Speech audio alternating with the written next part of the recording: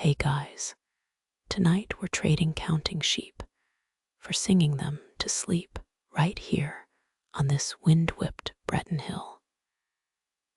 You're standing ankle-deep in heather, the sky bleeding twilight violet over ancient pastures.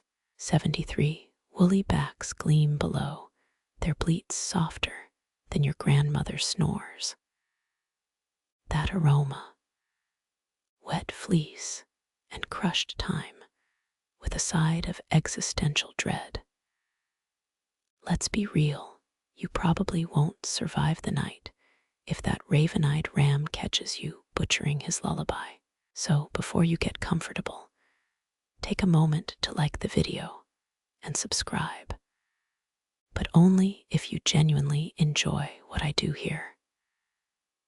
Drop a comment with your coordinates and local time. I'll pretend it's not creepy when you confess it's 3 a.m. again. Now dim the lights. Maybe turn on a fan for that soft background hum. And let's ease into tonight's journey together. The wind tugs your jacket like a needy toddler each gust, humming through standing stones, rooted in the slope. Historians still argue whether those monoliths were sheep pens or portals to Celtic underworlds. Your boots sink into peat, spongy and rebellious, as you fumble for the shepherd's flute in your pocket. 17 notches groove its bone surface, one for every lamb lost to winter's bite last century. A ewe glares at you, the judgy Judy of livestock, her nostrils flaring at your city slicker stench. You blow 3 notes so shaky they'd fail a kazoo recital. The flock freezes. Someone bleats the Ovine equivalent of yikes. Fun fact, Breton shepherds once wore seagull feather cloaks to mimic seabird calls, drowning out coastal storms with mimicry. Your Patagonia vest isn't cutting it. Twilight thickens, the horizon swallowing the sun like a marble. Your phone insists it's 8:17 p.m., but the hill disagrees. Time here drips slower, molasses in a broken hourglass. That fuzzy warmth behind your ribs, either inspiration or the leftover cider from lunch. You try again, lips less numb now. The melody unwinds, a thread of sound stitching earth to sky. Heads lower. Wool ripples in approval. Even judgy Judy blinks drowsily. Here's the thing nobody tells you. Sheep count humans at dusk. They've perfected a tally system using ear twitches.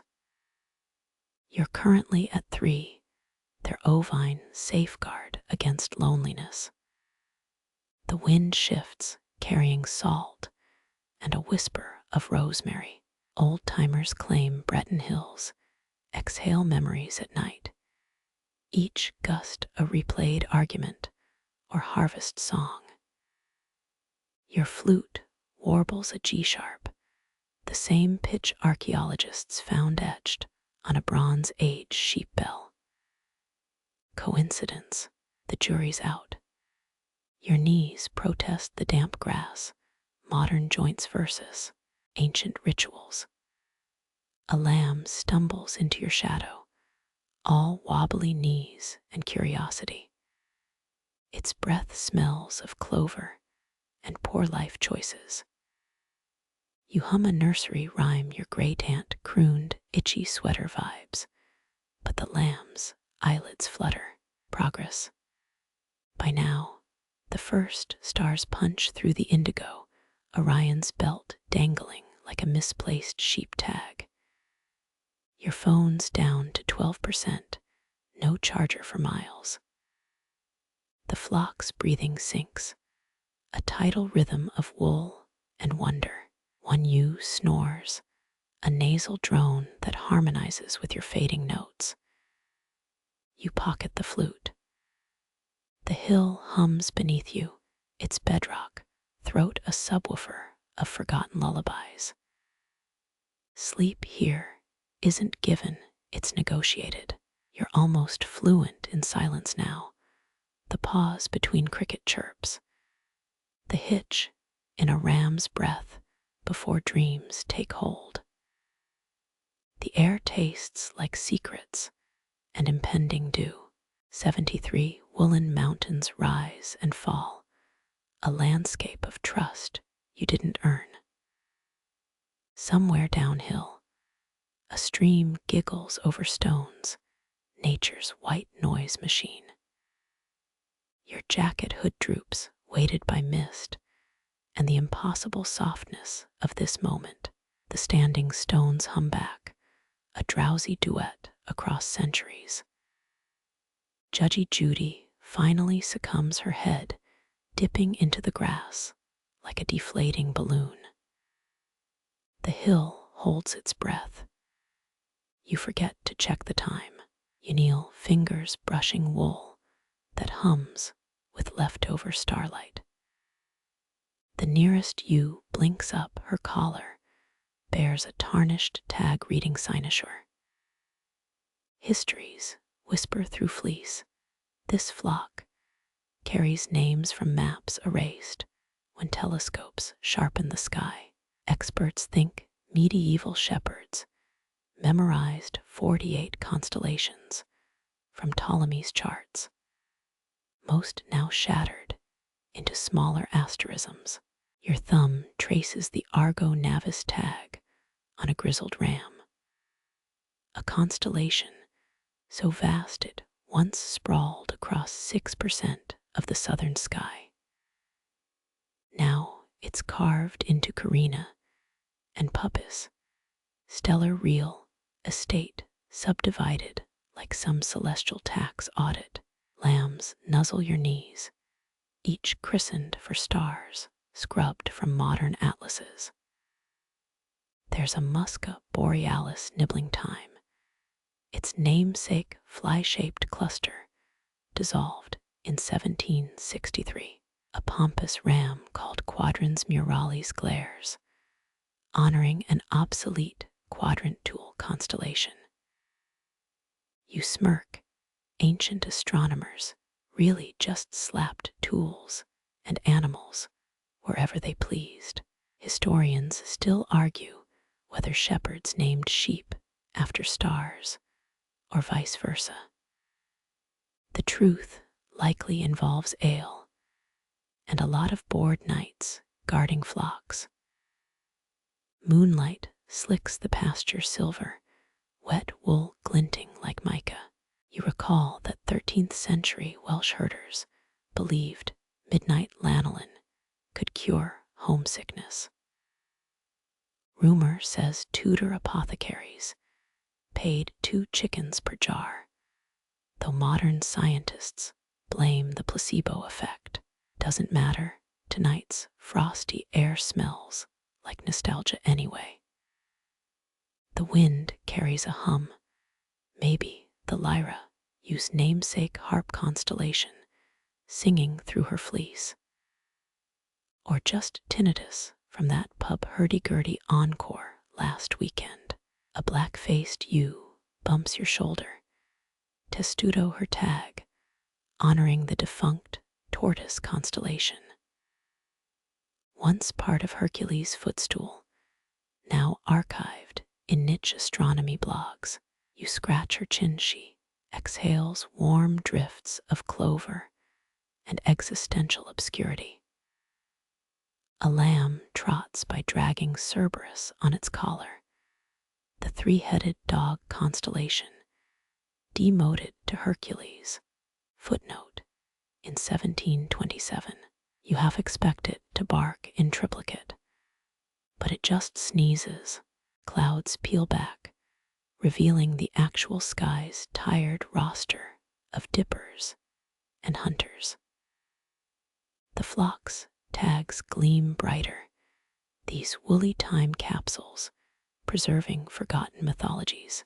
You press an ear to Sphinx's flank, heartbeat syncopated like Bra's lost supernova theories. Fringe types claim full moon shearing reveals star maps in the wool patterns.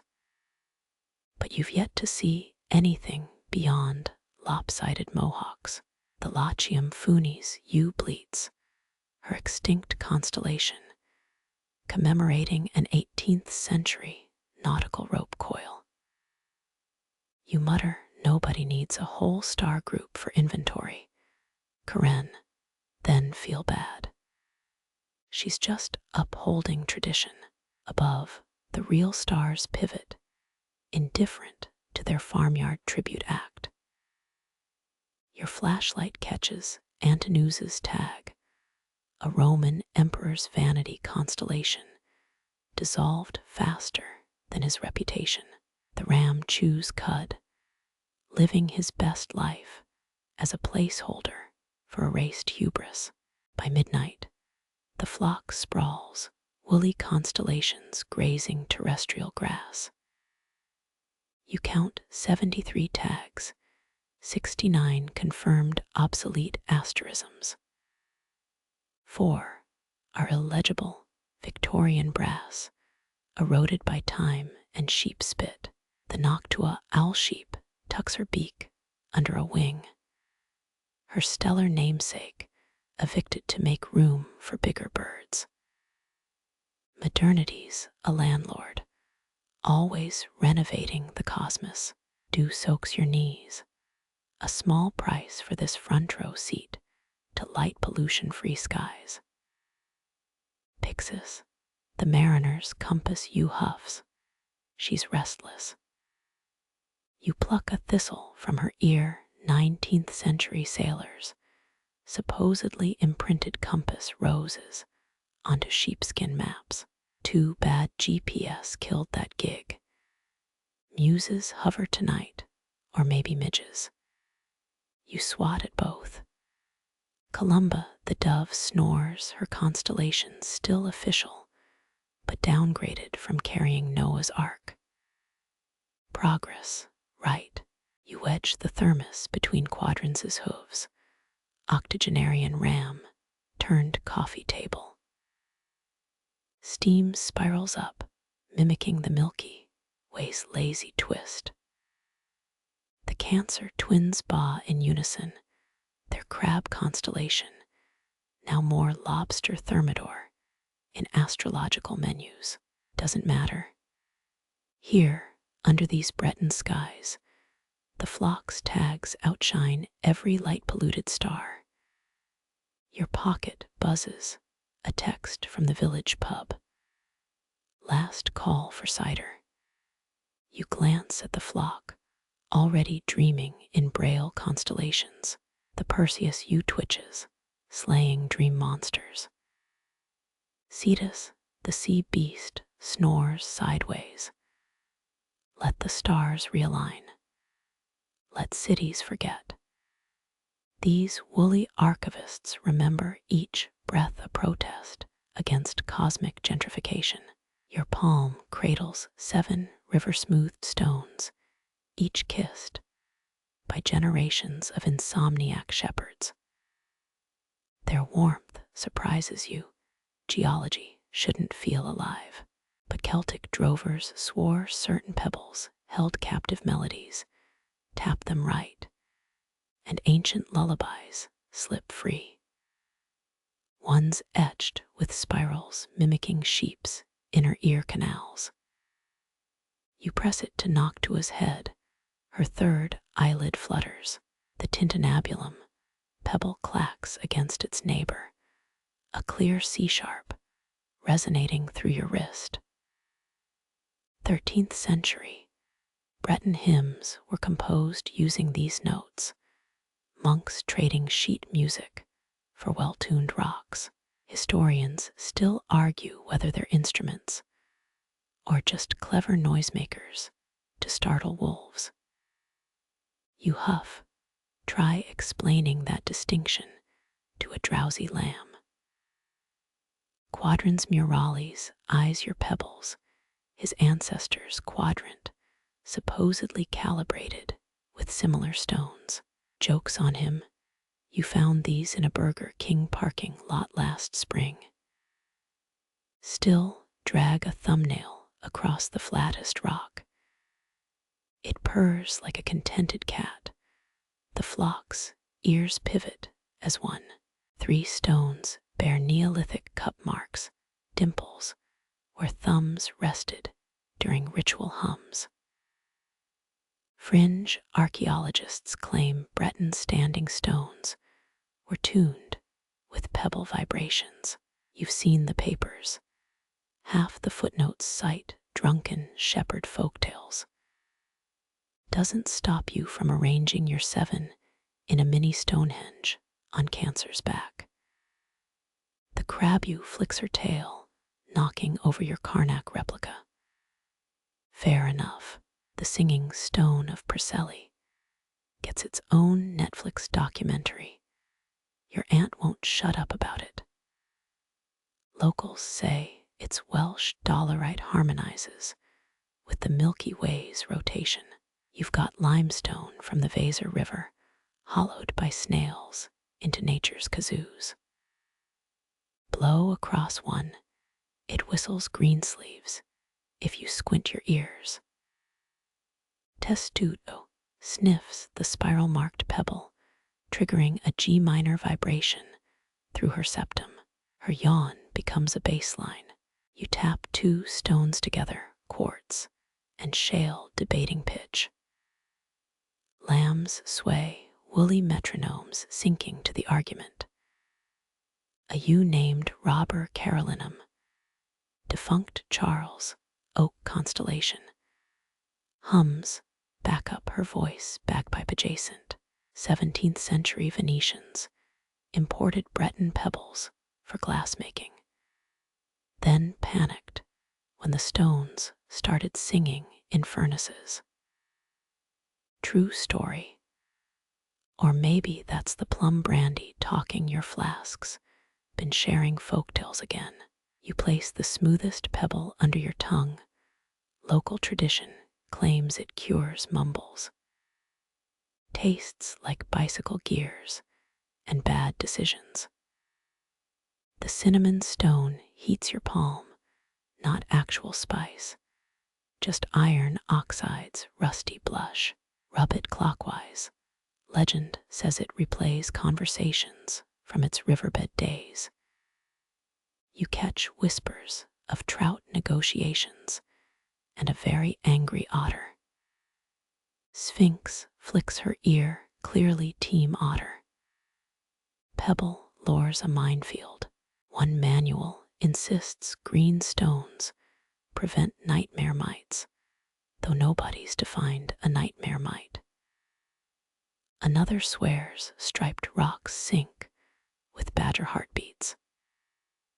You've got a striped one ready, just in case Brock shows up demanding a duet. The flock's breaths deepen each exhalation, misting the pebbles with condensation. Notes brighten, humidified shale sounds almost pastoral. Musca borealis snores in perfect A-flat. You pocket the stones, their job done, though your jeans now jingle like a demented wind chime. Dawn's still hours off. The pebbles cool against your thigh. 7 silent conspirators. Tomorrow, you'll rinse them in the creek, reset their musical grudges. For now, Perseus's left nostril whistles a credible rendition of Ein Klein Natched music. You let it slide. Everyone's a critic. You pocket the last pebble as the western sky purples, your weather app's smug sun icon lying through its pixels. Robber Carolinum stamps, a woolly Richter scale registering distant trouble. Breton fishermen once tied special knots to bind storms, their exact patterns lost. when someone's great-granny used the manual as kindling. You've got dental floss and half-remembered boy SCOUT, Chinese letter, good enough. Thunder growls less primal force than a constipated tuba. The flock huddles, their dread smells like wet wool and existential questions. 17th century tax records show Breton shepherds paid extra for lightning-proof cloaks, probably just oiled burlap. Historians still argue whether the fiery discharge rebuke fee covered actual protection, or was medieval insurance fraud. You zip your hoodie, the closest thing to a Faraday cage in this pasture. Rain stings sideways, nature's switch to gritty noir mode. Tintinnabulum sneezes, misting your jeans with a high C-sharp. Did you know sheep eat 30% faster before storms? A 1994 Welsh study claims it's anxiety-induced munching, like Ovine popcorn during a horror flick. Sphinx proves it, chomping thistles with Oscar-worthy despair. Lightning forks, a snapped cello string across the clouds. Your phone buzzes half-heartedly before dying.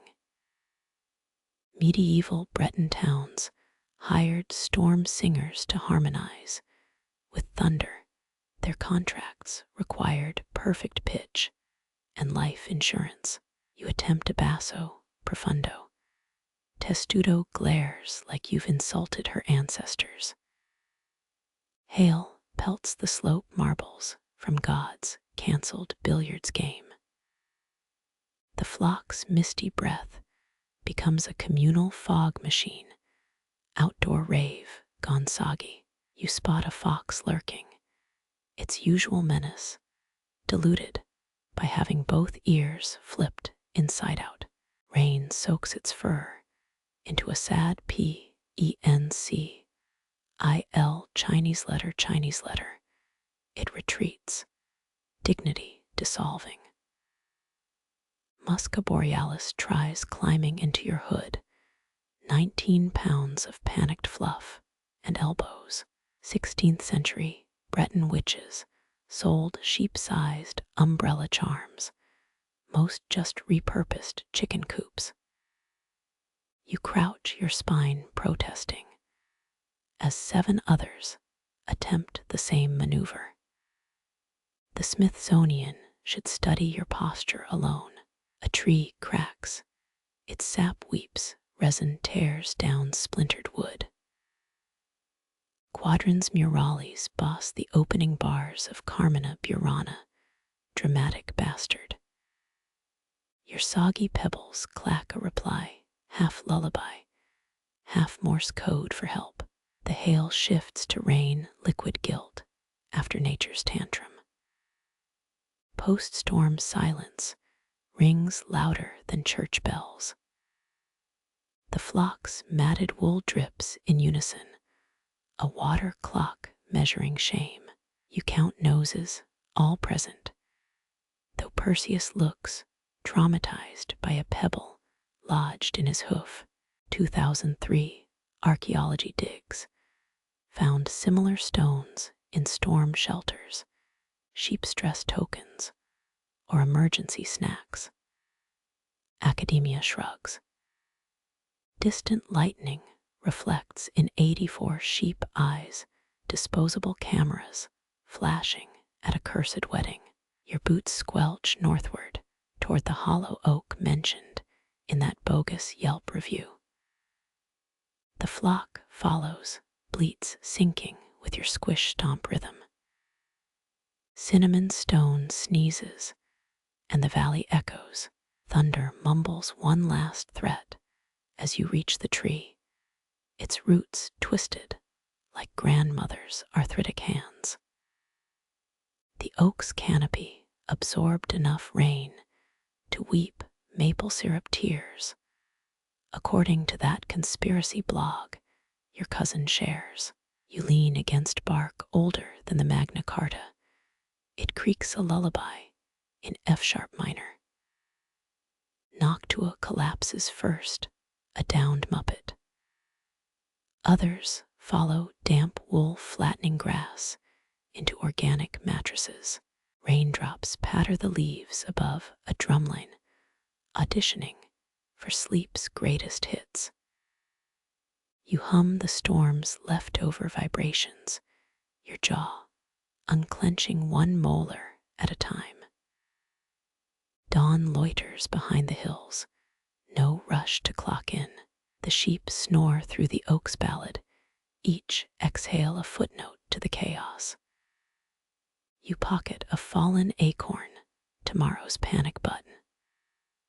For now, the world shrinks to drip rhythms and robbers' muted snores. Even storms need encores.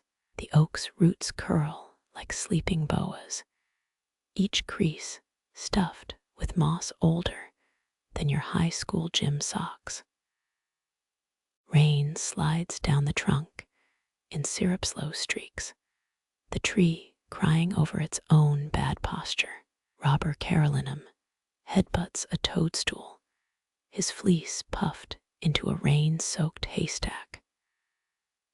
12th century, Breton monks wrote that hollow oaks housed earth angels, their wingspan exactly matching the rot cavities.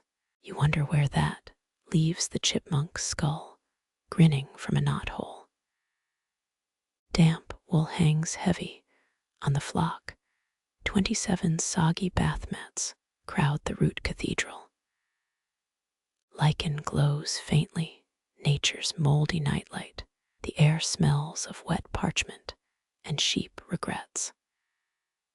In 1923, a Parisian perfumer tried bottling Breton's storm shelter top notes of peat, despair, and lanolin.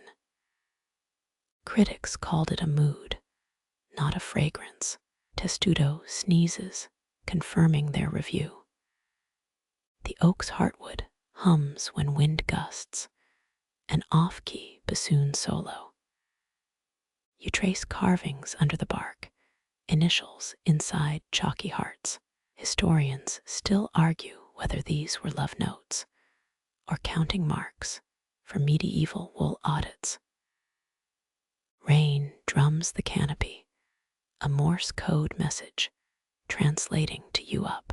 Noctua nibbles your shoelace, lace aglets being a rare delicacy in sheep cuisine. Thunder mutters like a drunk uncle in another room. Your knees protest the root-grooved floor. Human anatomy wasn't built for arboreal spooning. A raindrop plinks into your collar, ice-cold precision targeting. Breton farmers once stuffed hollow trees with hay and called them storm hotels. TripAdvisor ratings were brutal. Musca borealis licks a mushroom cap, her pupils blown wide from fungal ASMR. Lightning flickers, a paparazzo snapping the flock's worst hair day. The oak's west side bears axe scars from the 1789 timber riots, peasants versus aristocrats over who got better naps here. Sphinx drapes across your legs, a 40-pound heated blanket with suspect personal hygiene. You spot glowworms in the BARK Chinese letter, living fairy lights buzzing on expired batteries. Rain softens to a murmur, the sky's passive-aggressive apology. A woodlouse tickles your palm, armored and judgmental. 16th century, Breton lullabies warned children that storm oaks ate midnight chatterboxes, hence the local teens' caffeine habits. Quadrans muralis snores into your ear, a sound felt in the molars. Your phone's corpse sits in your pocket, drowned like a melodramatic Victorian heroine. The oak's canopy drips a rhythm, dubstep for insomniac squirrels. Your flock's ears twitch in unison, woolly metronomes keeping flawed time. 1930s archaeologists found sheep skeletons curled in similar trees, emergency bunkers, or woolly cult sites. The report shrugged. Perseus kicks in his sleep, denting your spleen with hoof 4 from Wagner's Sheepterdamerung. Cool air pools in the hollow, an inverse campfire. You peel lichen off the trunk, greener than your last smoothie. Rainwater collects in a root cup Breton survival guides called this tree tea. Tastes like failure and penny coins. Tintinnabulum belches, a humid sea sharp that startles a moth into early retirement. Dawn hovers beyond the hills, a nosy neighbor peeking through curtains. The oak exhales petrichor and ancient gossip. 17 sheep now use your thighs as pillows, a weightlifting regimen you didn't consent to. Cinnamon stone drools on your knee, working through some existential crisis. You envy their talent for unconsciousness. Wind strums the oak's dead branches, a bone xylophone hymn. Your eyelids negotiate surrender terms. Somewhere above, a WOODP, ECKER, Chinese letter, the rain's lease extension. The flock's synchronized breathing embroideries the dark wool against oak, against the yawn of storms leaving town. Even shelter is a temporary verse. The damp oak still hums, a fading bassoon chased off stage by dawn's shy cough. You sway against its trunk, spine cataloging every root knot from last night's embrace. Somnus major slumps across your boots, fleece steaming like a forgotten baked potato. 17 others snore in heap formation, woolen dominoes, halted mid-fall. Historians still argue whether Breton Druid chants mapped ley lines or just marked good picnic spots near standing stones. A woodlouse abseils down your sleeve, living comma, critiquing your posture. You scratch Lyra's chin, her snores sinking with a distant tractor's purr. The rhythm tugs at your throat, ancestral karaoke, bubbling up unbidden. Your great-great-granduncle's journal swore Druids buried song phrases in hill forts, sheep digestion, preserving the notes in their stomach acid. Vespera farts a low B-flat, suggesting he wasn't entirely wrong. The 54 CE Roman edict banning Druidic rites specifically mentioned voces per noctem molestissimas, nighttime noises most annoying. Moss grumbles under your shift, complaining about tenant obligations.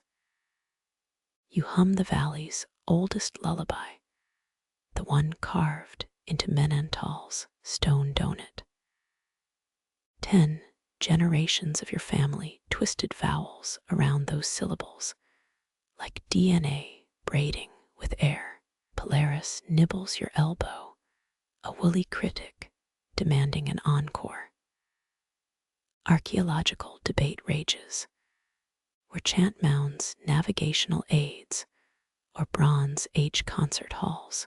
Sunlight licks the eastern hills, golden tongue hesitant after last night's tantrum.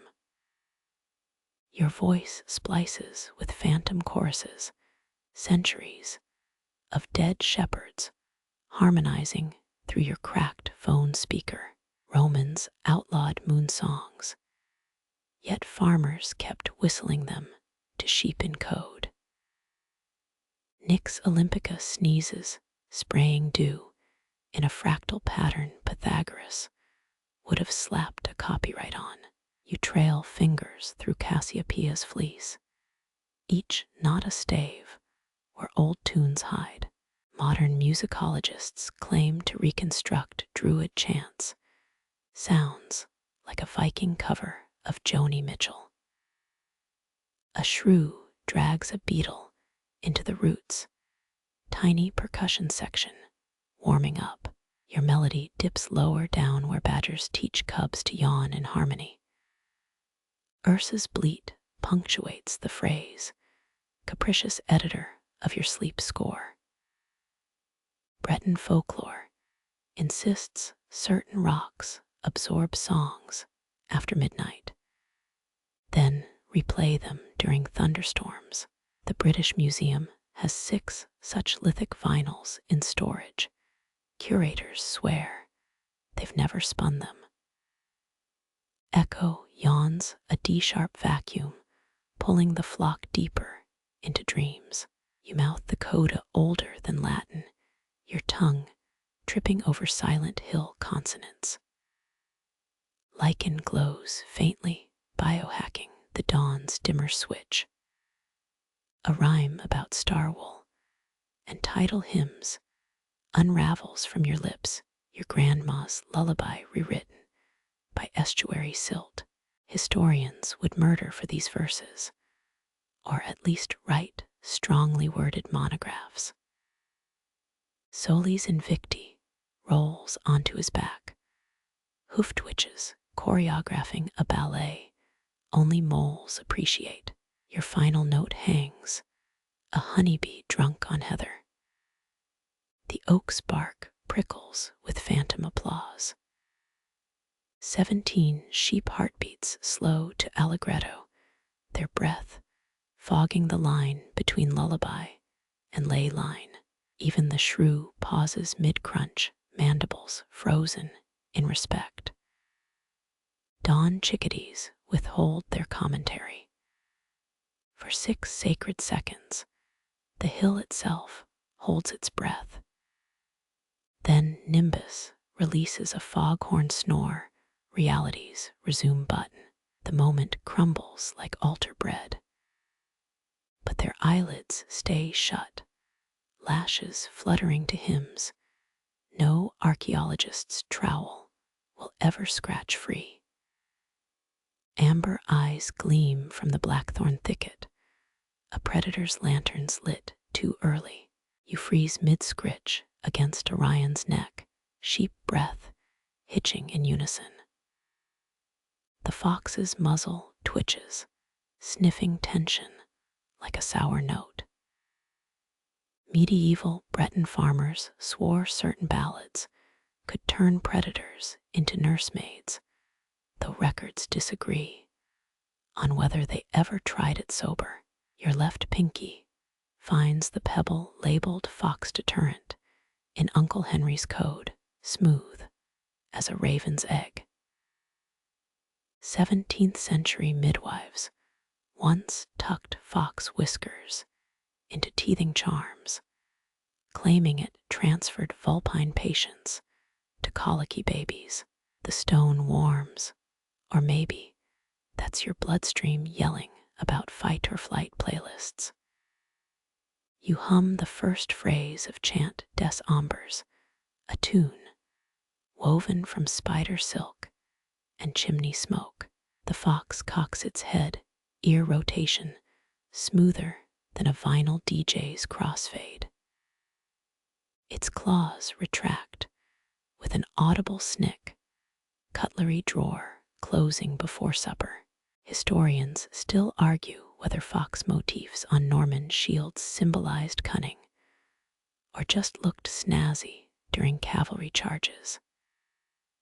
Vega snores, an ill-timed foghorn. The fox flinches, but holds its ground. You switch to the lullaby's bridge, notes sinking into the soil like root rain. 14th century pest control manuals recommended serenading foxes with lyre music. Page margins filled with doodled vulpine snores. A woodcock's alarm call shreds the air. The flock jolts, but keeps sleeping. For once, you bless their narcoleptic tendencies. The fox pads closer, paws brushing celandines without crushing a single petal. Its breath smells of juniper and stolen quail eggs. Your throat tightens. Those academy vocal coaches never covered predator karaoke. You slide into the final verse. The one grandma swore was copied from a dreaming badger's ledger. Moonlight snags on the fox's ruff, haloing it in borrowed saintlight. Its ribs expand a bellows, sinking to your rhythm. Funny how hunger and lullabies both live in the diaphragm. Your great aunt's diary described a fox joining her milking stool, curled around the pail until dawn. You'd always assumed it was elderberry wine fiction. Tail fur brushes your boot warmer than expected. The melody teeters.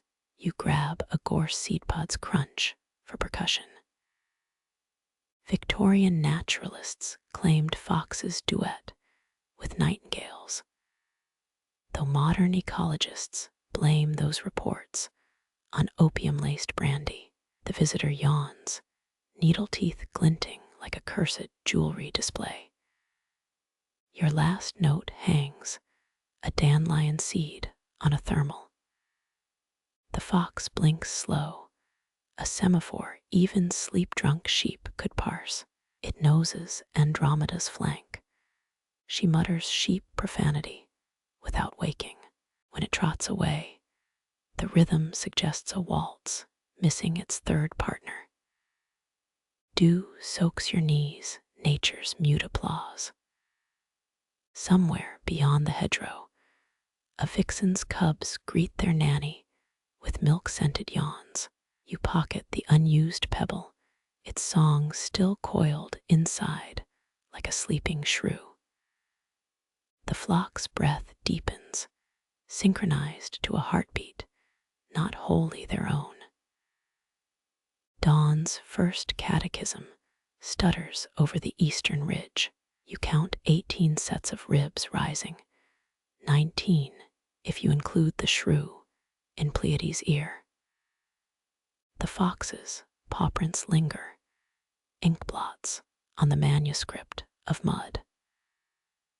A single red hair clings to your sleeve, souvenir of the night's softest negotiation. Moonlight drapes the flock in mercury, a woolen comet's tail stretching 73 paces downhill.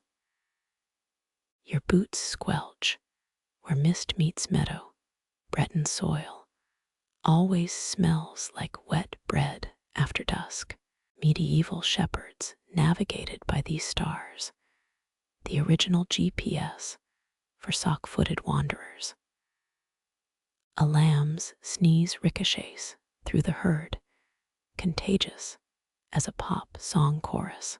You kneel beside Cassiopeia's sprawled form. Her fleece glows bluer than midday ever allows. 14th century illuminated manuscripts show sheep with constellation brands, though critics claim monks just got bored drawing regular livestock. Your thumb finds the lullaby pebble warmed against your ribs, one side etched with Orion's belt for emergencies. The Milky Way smudges overhead, celestial sheep droppings if you squint. A U-size, her ribcage vibrates against your knee at concert hall volume. Tudor astronomers mapped star clusters using folded wool samples, measuring cosmic distances via fleece density. Your chuckle startles a moth. It kamikazes into Lyra's nostril instead of the moon. Dew seeps through your trousers, kneecaps protesting in medieval peasant. 17 tails twitch in unison, a metronome set to mild existential panic. You pluck a reed and hum through it, distorting the notes into something didgeridoo adjacent. Archaeologists found Bronze Age sheep flutes in Welsh bogs, still sticky with elderberry resin. A shooting star scars the sky Vega bucks upright before collapsing again. Your pocket watch ticks somewhere beneath 3 pounds of damp wool, its gears choked with lanolin. Some say druids used rams' bladder bags to predict meteor showers. The method's lost, but the smell probably lingers. The North Star winks, its light older than wool itself. You count backward from 86, the exact number of stitches in Great Grandmere's anti-nightmare shawl. A ram's snore syncs with chirping crickets, nature's lo-fi beat tape. Historians still argue whether standing stones amplified ancient lullabies or just made convenient backrests for tired shepherds. Your eyelids dip, the flock blurs into a single undulating organism. A badger waddles past wearing Ursa Minor's wool as a hat, either sleep deprivation or tonight's special guest. 16th century tapestry, weavers sneaked comatose sheep into biblical scenes. Look closely, and Bethlehem's star is a sheep's rump. Cold numbs your toes, the price of pastoral poetry. You redistribute your weight. 19 sheep adjust theirs in response. A satellite inches westward, some tech bro's dreams polluting the dark. Your sigh fogs the air, an ephemeral speech bubble with no punchline. Dawn licks the eastern hedges, reluctant as a teen dragged to church. The flock's wool drinks the light, first white, then gold, then pink as jam on snow. Your spine creaks upright, vertebrae performing their morning dirge. Sheep stir, their celestial graffiti disappearing with each blade of grazed grass. 3 red-winged blackbirds critique your cowlick from an ash branch. You pocket the reed, now bent into a surrender symbol. The Milky Way fades. One lamb sneezes it back into existence for a heartbeat. Your boots leave commas in the mud, unfinished sentences for the day shift to interpret. A single raven lands, claws drumming Cassiopeia's bell collar like a toddler attacking a xylophone. The flock jolts awake, 24 woolly heads swiveling in judgment. You blink at the thief, its beak glinting like a crowbar in moonlight. Tudor nobles kept ravens as living alarm clocks, their cause more reliable than town criers. The bell cracks. A jagged fissure splits its bronze cheek. Discordant clangs echo across the moor, nature's perfect ASMR ruined. You toss a thistle in protest. The bird catches it midair and wears it as a hat. Ravens once delivered secret messages during the siege of Paris, though this one's clearly gone rogue. Give it back, you feathered menace. You hiss, the words muffled by Lyra's snores. The raven tilts its head, black eyes reflecting your scowl in triplicate. Its wings flap, lifting the broken bell inches off the ground. Historians still argue whether medieval belfries used raven-drawn pulleys. The blueprints are vague, but suspect. You dig for the lullaby pebbles, Orion's belt pattern worn smooth against your palm. A clumsy chord escapes, 3 notes lower than intended. The raven freezes bell, swinging like a hypnotist's watch. 16th century Austrian minstrels swore birds harmonized better when bribed with pickled eels. The flock yawns in unison, a woolen Greek chorus, unimpressed by your desperation. You switch to humming nursery rhymes. The raven responds with metallic screeches. Its wings scatter, dew micro-rainbows erupt where droplets hit the grass. Cave paintings near Lascaux show ravens stealing prehistoric jewelry, proto-magpies with 0 remorse. All right, Shakespeare, let's negotiate, you murmur, tossing a button from your coat. The bird pounces, bell abandoned mid-flight.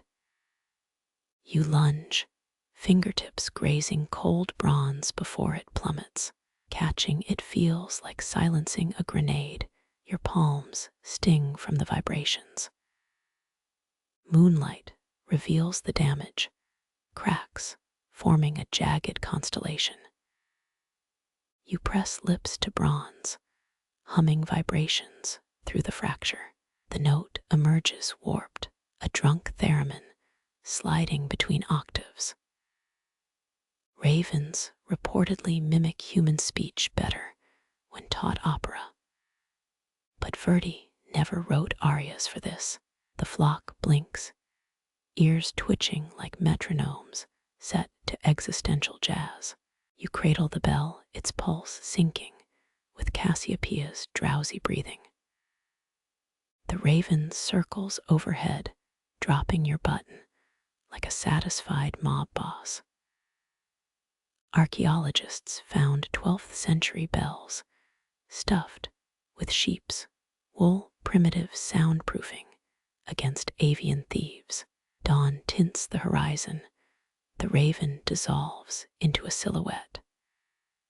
You reattach the bell, its chime now softer, etched with crow's foot fractures. The flock settles, wool muffling the new discord into something resembling harmony. 5 lambs snore in C-sharp, a key Mozart abandoned after that incident with the champagne.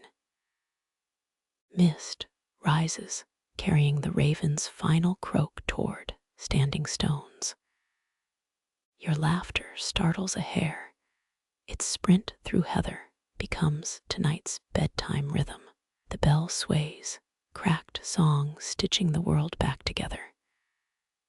You pocket the stolen button, a souvenir for tomorrow's inevitable chaos. Grasshoppers resume their symphony.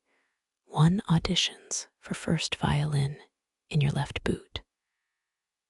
The raven's shadow winks from a cloud, plotting encore performances. You hum the broken lullaby, each flawed note sweeter than perfection. Vega's ear flicks, approving the melody's new jagged edges. Sunlight breaches the hill, bronze fractures blazing like liquid amber. The thief's gone, but dawn tastes like black feathers and second chances. Your throat aches, a small price for turning robbery into requiem. 17 tales drum the earth applause from an audience half asleep. The mist parts around your boots, revealing stones stacked centuries tall. You kneel, palms scraping moss softer than a banker's remorse. Air tastes of wet iron and yesterday's rain. Breton wells once held silver coins for water spirits, though you've only got half a peppermint to offer. Cassiopeia's bell ticks against your hip, cracked chime sinking into the well's throat. Your hum follows, a tentative note swallowed by darkness. Water shivers below, ripples etching circles like stuttered prayers. 13-year-old lambs crowd behind you, their breath fogging the abyss. A sigh rises, not yours, vibrating through lichen-streaked bricks. The sound blooms, a woman's voice humming a fifth above your melody. Lyra startles, hooves skidding on mud-slick grass. You grip the rim, fingernails dredging up silt from Charlemagne's rain. Easy, you murmur, not sure if you're soothing sheep or spectral singers. The water's hum sharpens, a lullaby your grandmother crooned before the fever took her. Mist curls around your wrists, cold as a surgeon's tools. Victorian plumbers reported finding fossilized starfish in wells, claimed mermaids shed them like gloves. The well gargles, sputtering a high C that makes 3 lambs sneeze. You lean closer, chin grazing the damp stone. Sing properly, or don't sing at all. You mock etiquette lessons from a governess long buried. A bubble bursts, spitting up a birch leaf etched with musical notation. Historians still argue whether medieval Breton nuns composed hymns using well acoustics. Their sheet music, written on caddisfly wings, you blunder through the leaf's jagged staves, voice cracking on the trills.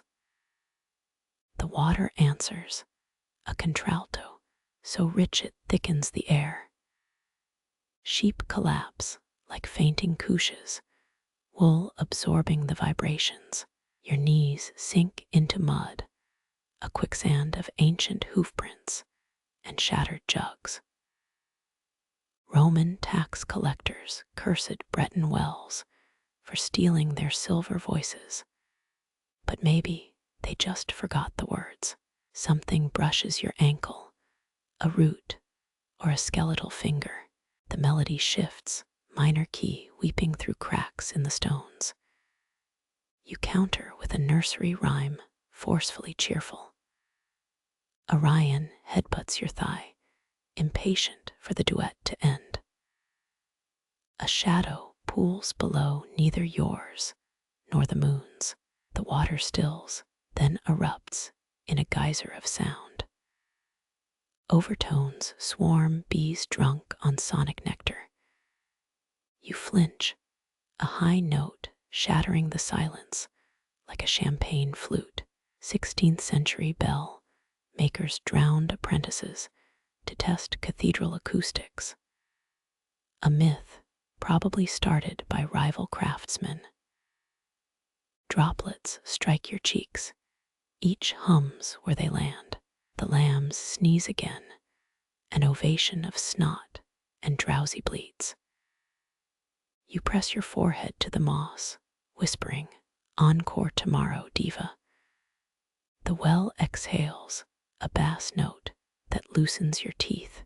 Sheep roll onto their sides, wool sponging up the leftover sound waves. You pocket the sodden leaf, its melody already smudged beyond recognition. Dawn simmers behind the hills, pink light licking the well's thirst. Blackbirds mock your retreat, their trills sharp as piano tuners' forks. Vega lingers, snout dipped in the water's trembling skin.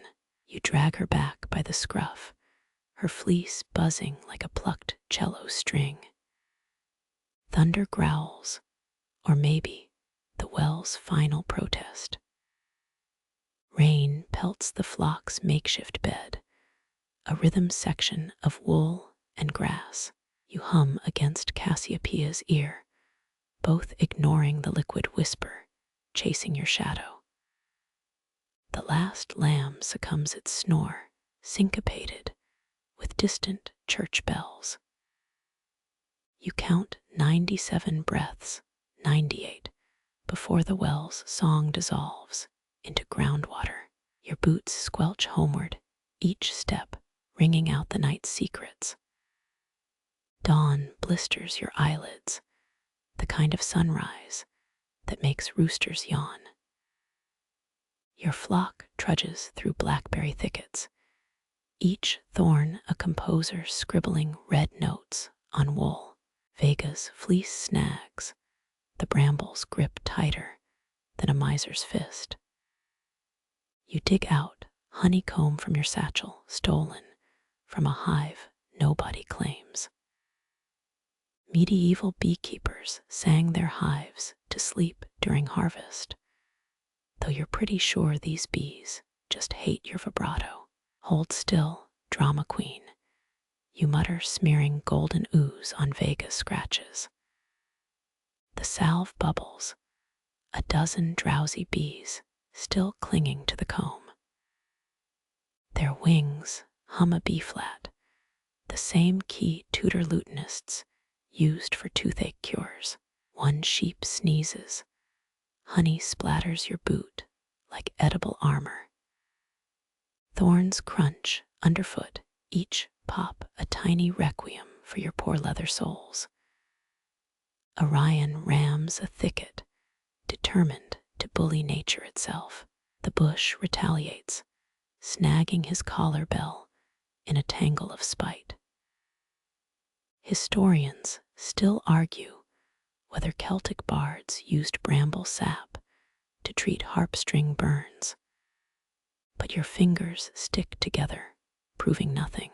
You pluck a berry, juice black as a widow's gloves. The flock freezes, ears pivoting toward a muffled drone. Behind rotting logs, a feral beehive pulses like a drunkard's heart. Bees spill out, not angry, just curious. Their antennae twitch to your hum, mirroring the head tilt of a confused spaniel. Backstage passes aren't free. You warn, tossing a honey glob onto moss. The swarm descends, forming a gluttonous halo around the offering. Lyra edges closer, nostrils flaring at the forbidden snack. 14th century nuns allegedly trained bees to spell saints' names in wax. A claim as credible as your Shetland's table manners. Your pocket knife saws through brambles, releasing Orion's bell with a penitent gong. The flock exhales, 67 woolly sighs misting the air. You pocket a fistful of thorns, future toothpicks for campfire storytelling. A bee lands on your earlobe, its buzz translating roughly to encore. Rain trickles through leaves, diluting honey into sticky salamander trails. The sheep start licking rocks, their new hobby since Tuesday. You crouch, palms upturned to catch both raindrops and poor life choices. Someone's ancestor chiseled a labyrinth into the cliffside, its curves echoed in every dripping honeycomb cell. Shadows stretch, slurring together like drunk ballerinas. The hive's drone softens, bees smearing themselves across the comb in a drowsy mosaic. You hum the lullaby from the well, each note slower than the last.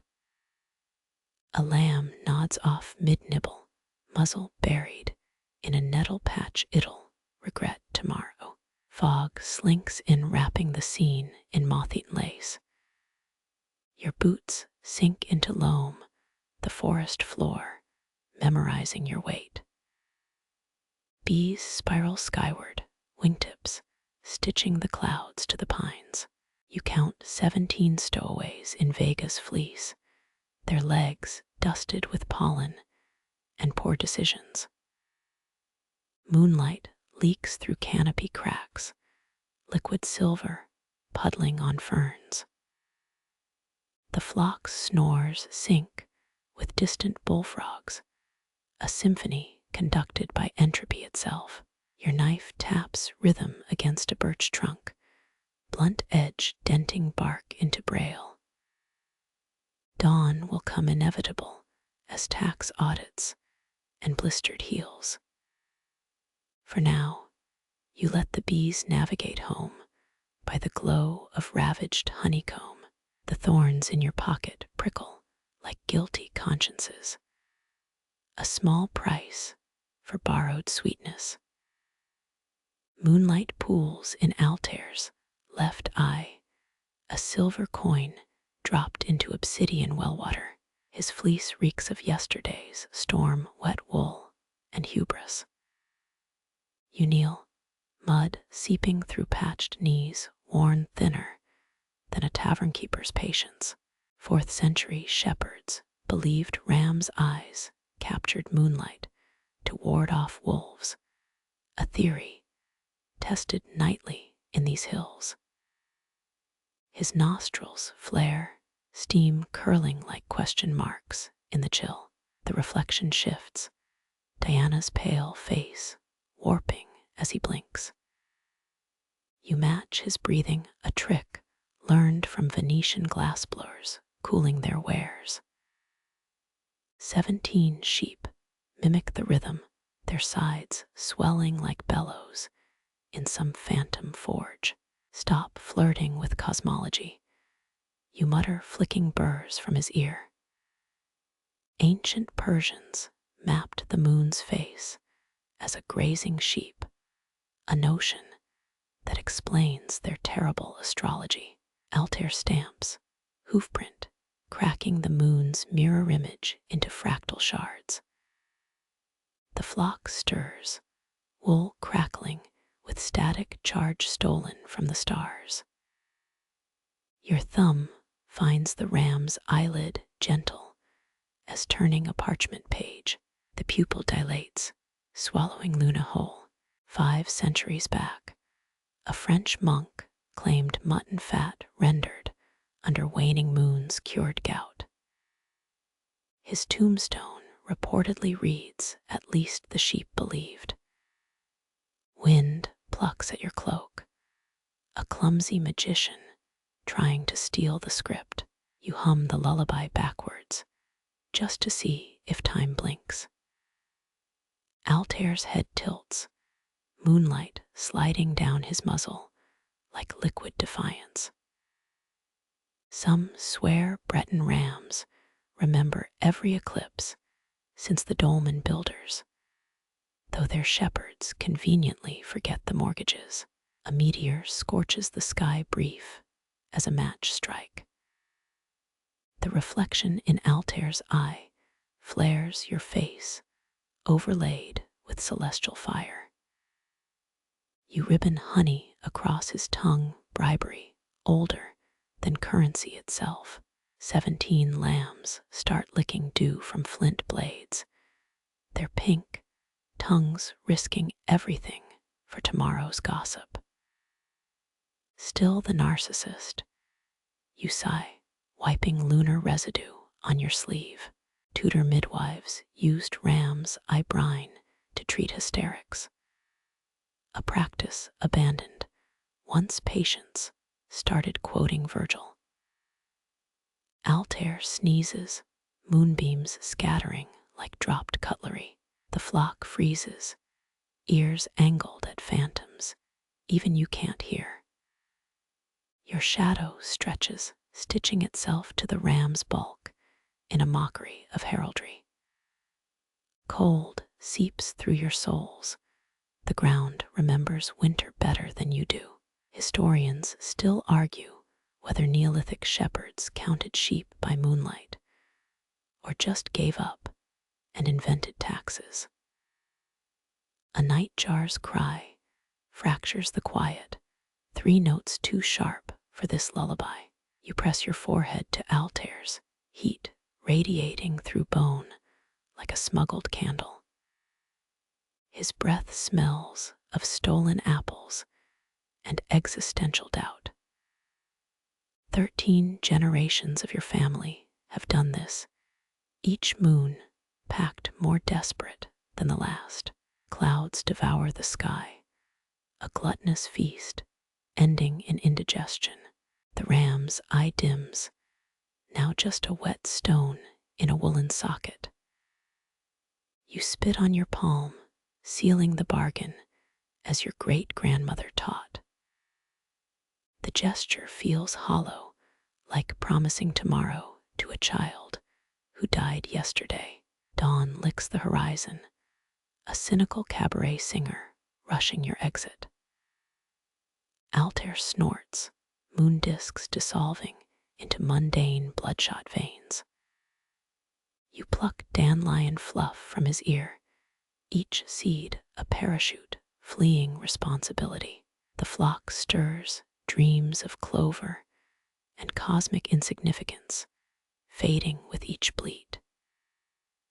Your boot heel grinds the honey-stained mud, erasing last night's hieroglyphs. Altair headbutts your ribs, a reminder that bargains cut by moonlight dissolve by breakfast. You toss him the final honeycomb wax glittering with trapped starlight. He crushes it slow, sweetness and vengeance being cousins at best. Sunlight spears through the oaks, the forest exhaling its nocturnal secrets. The ram's tail flicks, dismissing both you and the vanished moon. You adjust his bell, its clapper worn to a nub from centuries of tolerance. Somewhere a wolf yawns. Somewhere a poet starves. Here you tally 17 sheep counting you beneath indifferent heavens. A wing brushes your cheek, paper thin and powdered with rebellion. You freeze, aware that crushing this scrap of nocturne might summon worse than bad luck. Gypsy moths hitched rides to Breton ports on 1860s silk shipments. Unpaid stowaways, rewriting entire forest histories. This one's antennae quiver, charting your breath like smoke signals from a kinder world. You're 2 centuries too late for the textile boom, you whisper. Cold War spies microfilmed secrets onto moth eggs, a fact you dismiss. If this one's wings didn't gleam suspiciously, its proboscis trembles, a conductor's baton begging you to hum the next measure. Dew soaks your collar as you lean closer. Historians still argue whether moths seek flames out of passion or neurological confusion. You opt for flattery, crooning a scale that makes street lamps seem gauche.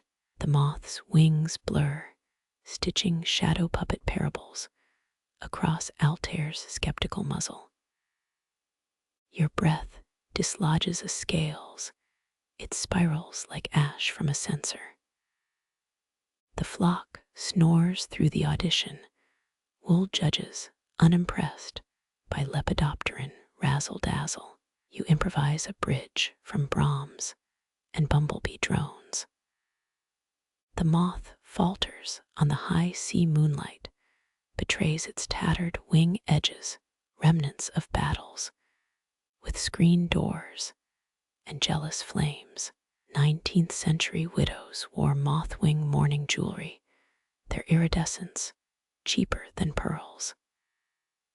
This specimen's missing a hindwing, the absence shaped like Catalonia. A gale riffles through the oaks. The moth clings to your eyelash like a drunk tenorman. You cup it against the gale, its legs pricking your palm with urgency. Singing to moths was once prescribed for melancholy, until patients started expecting encores. It rubs its wings, a violin rosin ritual older than rosin.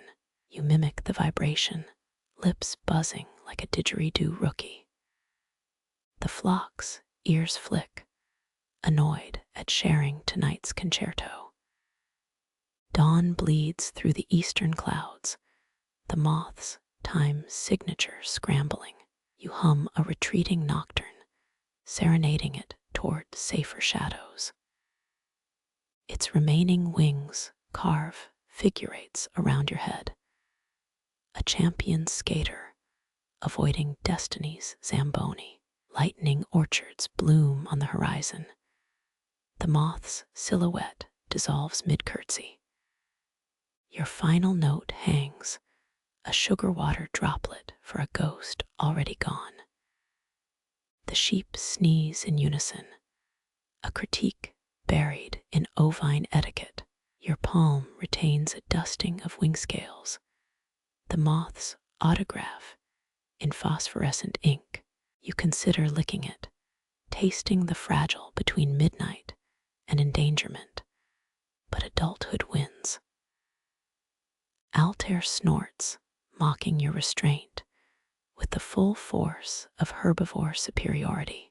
Wind riffles the grass, erasing the moth's encore requests. The flock murmurs through woolen dreams, their complaints softer than cocoon threads.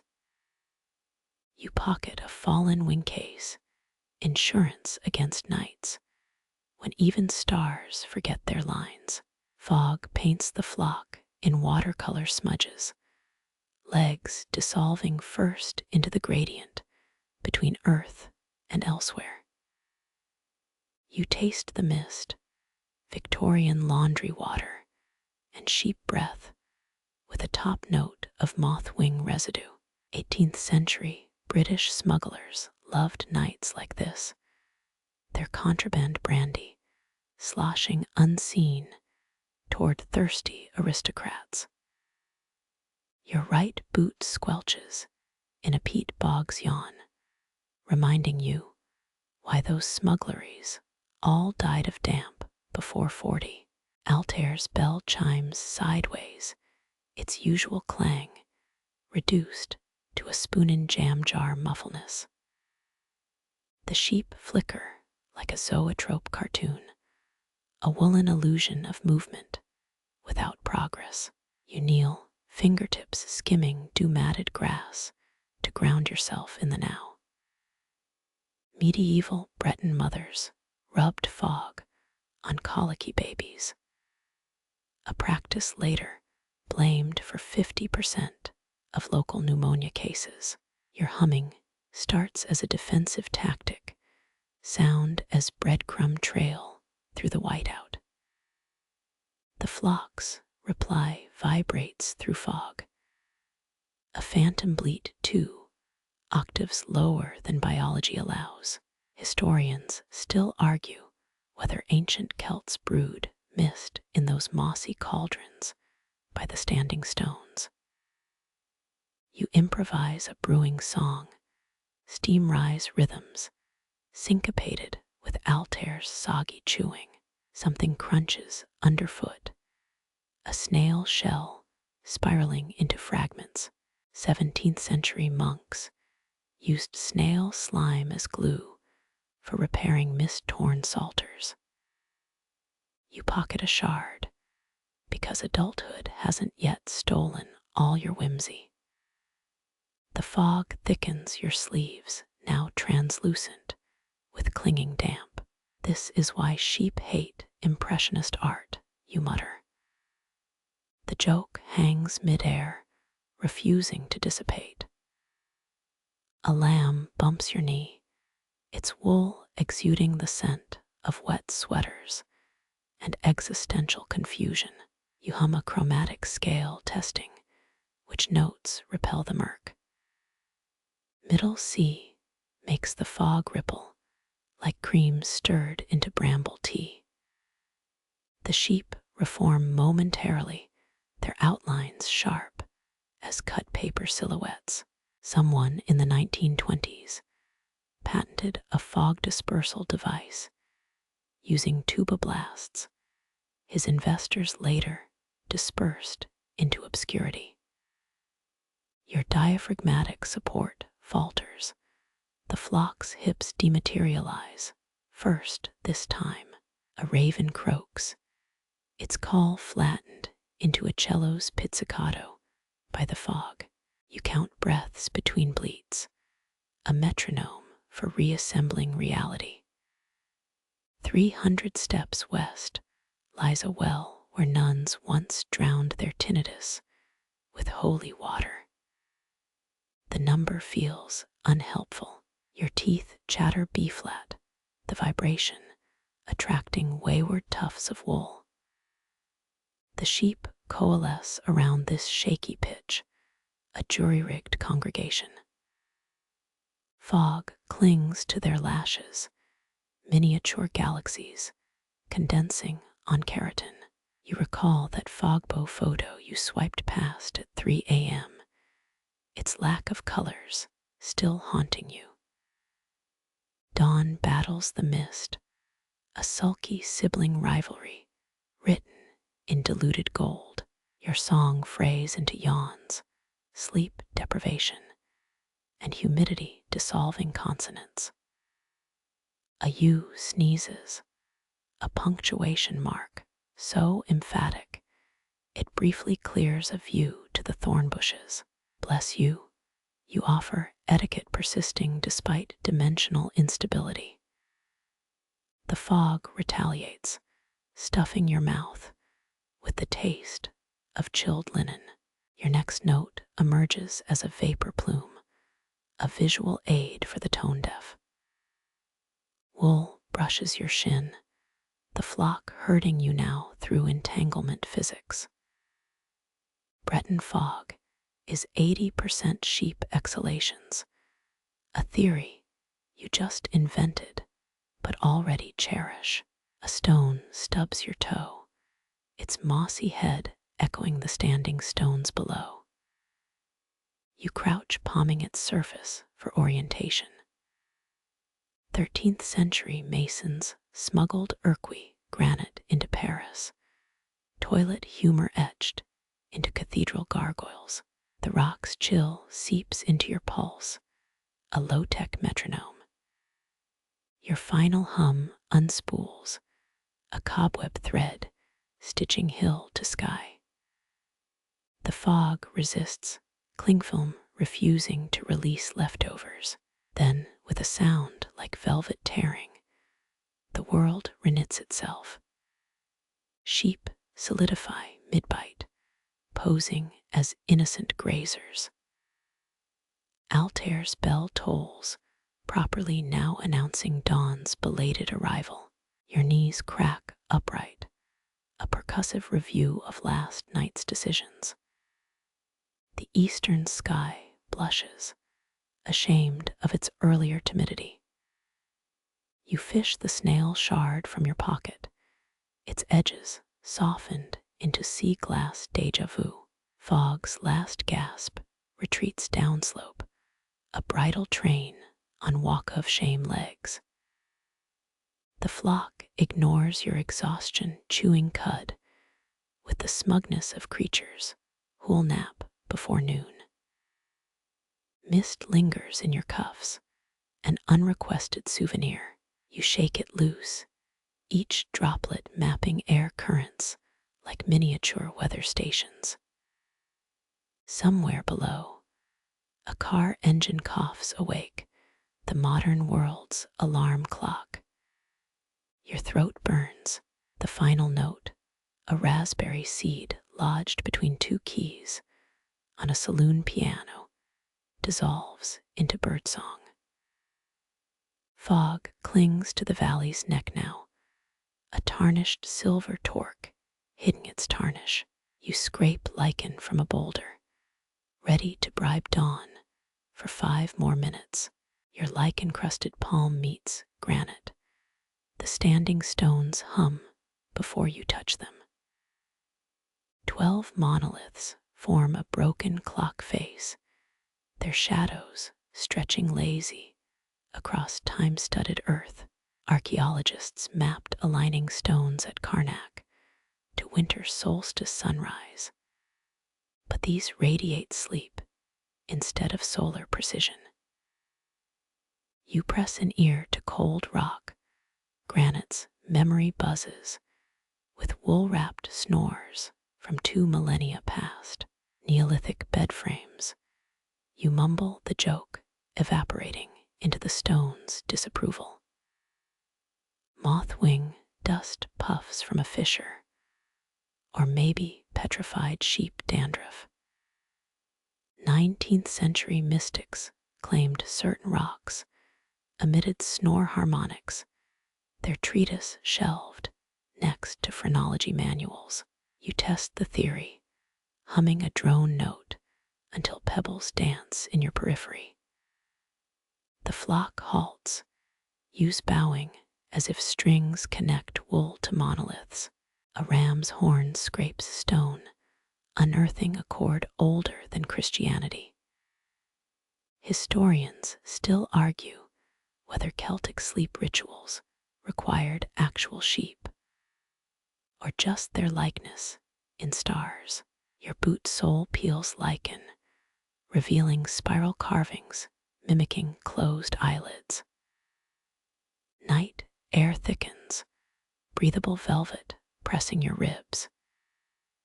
You lean against the tallest stone, its vibrations syncing with your molars.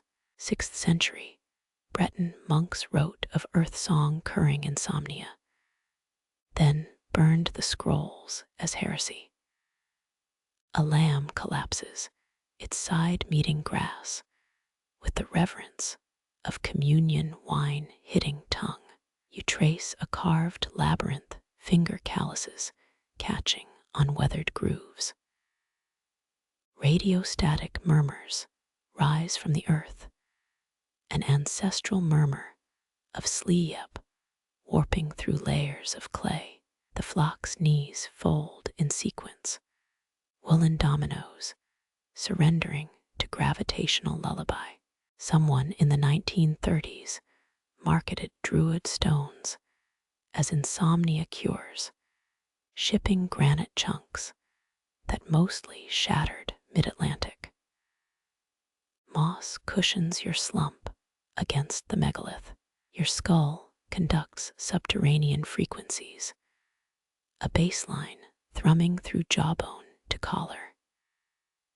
Sheep exhale in staggered rounds, a roundabout sung by narcoleptic truckers.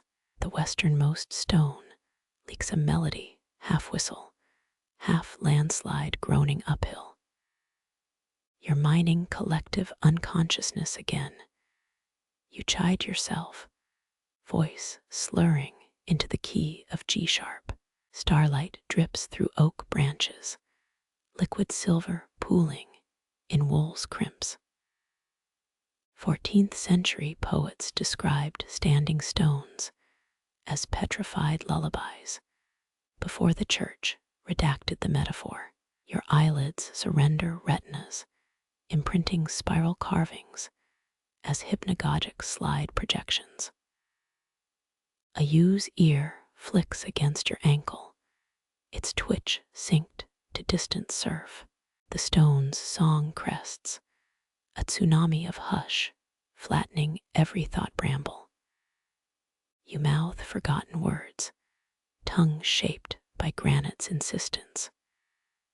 Below your hips, root systems throb arteries, pumping chlorophyll and ancient yawns. Dawn hesitates at the hill's edge, unwilling to break the spell. The flock dreams in unison, collective REM twitches, mimicking wind through barley. Your last conscious thought, an apology to every insomniac ancestor who never found this place. Air cools as you sink, stone and soil, accepting your weight like a owed debt. Somewhere, a carrion crow gags on a silence too rich for its palate. The megaliths sigh, their mission accomplished until next moonless night. When the church bell rings 7 counties away, it finds only trampled grass and dandelion fluff where anxiety once grew. The wind dies, the kind of stillness that makes sheep shift uneasily. A howl rips through, a sound half rage, half apology. It fractures mid-cry, like a broken siren swallowed by the moor. Your thumb finds the pebble with the wolf's tooth chip worn smooth by Viking traders bartering fables for fleece, back when Brittany's forests teemed with grey ghosts, before the last wolf fell to a royal huntsman's arrow in 1703. The flock stiffens, a woolen wave frozen mid-crash. Use press lambs between their legs, living shields against a song that chokes itself. You hum the lullaby used on that skittish collie last spring, the one terrified of its own shadow. The rock warms, its vibrations buzzing through your fingertips like Morse code from a kinder century. Crunching bracken betrays the beasts, approach amber eyes, floating in gloom. Historians still argue whether Breton shepherds ever drugged wolves with Valyrian-laced mutton. The scrolls smell suspiciously of ale stains. You switch to a Norse fishing chant, unexpected allies, those Viking lullabies traded for cider 8 centuries back. The wolf's hackles flatten, its jaws unclenching around another aborted howl. Not a fan of Grieg, huh? You fumble for a Celtic hymn, forgetting half the words. 17th century nuns swore wolves held off-key to mock Gregorian chants, their diaries festooned with doodled fangs. The predator yawns, a pink cavern of surrender. Behind you, a U mirrors the gesture to ENEMIES, Chinese letter, ING, jaw to jaw. Moonlight reveals the wolf's ribs, not hunger, but exhaustion from endless prowling. Your melody shifts, borrowing the brook's bedtime babble from 3 valleys over. The beast collapses, its skull thumping, moss as lambs bleat, a drowsy taunt. Somewhere in Wales, a farmer's widow still leaves saucers of cream for the tired ones, though no wolves remain to lap them. Dawn ink stains the horizon. The wolf snores its paws, twitching through dream chases. The oldest ram shuffles closer, curling against predator spines like their old barnmates. You pocket the tooth pebble, its magic spent. When the church bell stutters awake miles away, it tolls for no one's death, just the sweetness of stolen naps. Ants march across your boot, tiny sentinels ignoring the ceasefire above. The world holds its breath, or maybe you've forgotten how to hear it. Sheep drool glistens on wolf fur, improvised christening for a truce written in spit and weariness. Your final note hangs, a cobweb catching the first reluctant rays of sun. They stir in unison, wolf and flock blinking, saucer-eyed at their shared bed. No one moves first, pride and prey instincts drowned in yesterday's tiredness.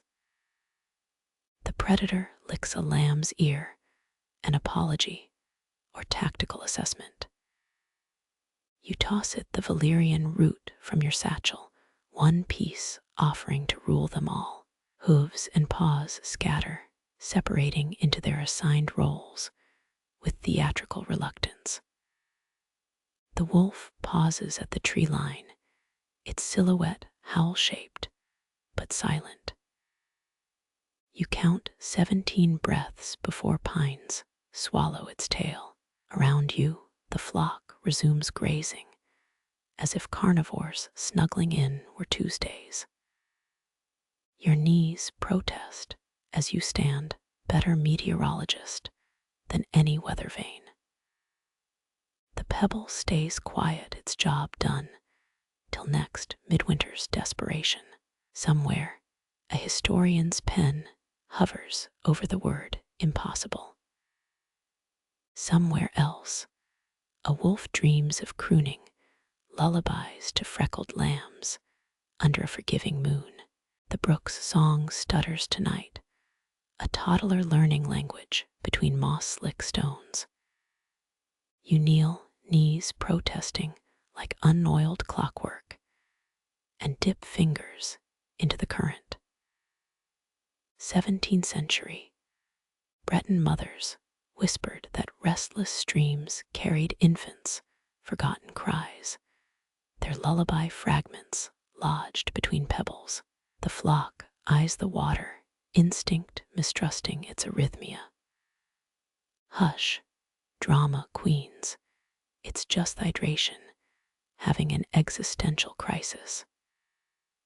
You pluck a tuning stone from your pouch, the one nicked from St. Malo's tidal pools during that storm. Vikings believed singing to chaotic waters could calm Thor's hangovers, history's first noise complaint. The brook hiccups over a granite ledge, splashing your boots with cold punctuation. Lambs mimic the irregular rhythm, hoof taps fracturing sleep's algebra.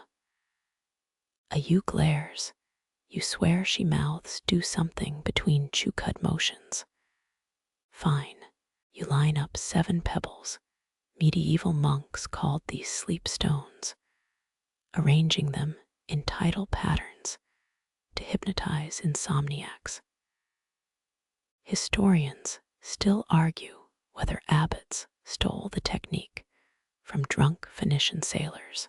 First note, a hum vibrating your molars. The brook's next stumble sinks to your pitch, water tripping over its own feet less.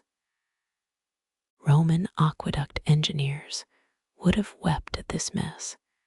They used copper flutes to troubleshoot leaky pipes. Or so the mosaics claim. Your thumb circles the stone warm now, like bread fresh from a widow's oven. A trout breaches, its silver belly flashing Morse code. 3 quick blinks, demanding an encore, or maybe a snack. You shuffle downstream, boots sinking into bank mud that smells of forgotten root cellars. The flock follows, wool dampening mid-step, their complaints muffled by your borrowed nun's chant. 10th century convents hid sheet music in goose quills, heresy disguised as bird shit. The brook's tantrum softens, whimpers replacing its earlier screeching. You lob a Valyrian root into the current, a ceasefire offering, either chill or I'm composing a Yelp review. Lambs lap at eddies, their slurps harmonizing with the new tempo. Dawn lovers in medieval times swore shared well-water deepened bonds, though that might have been dysentery talking.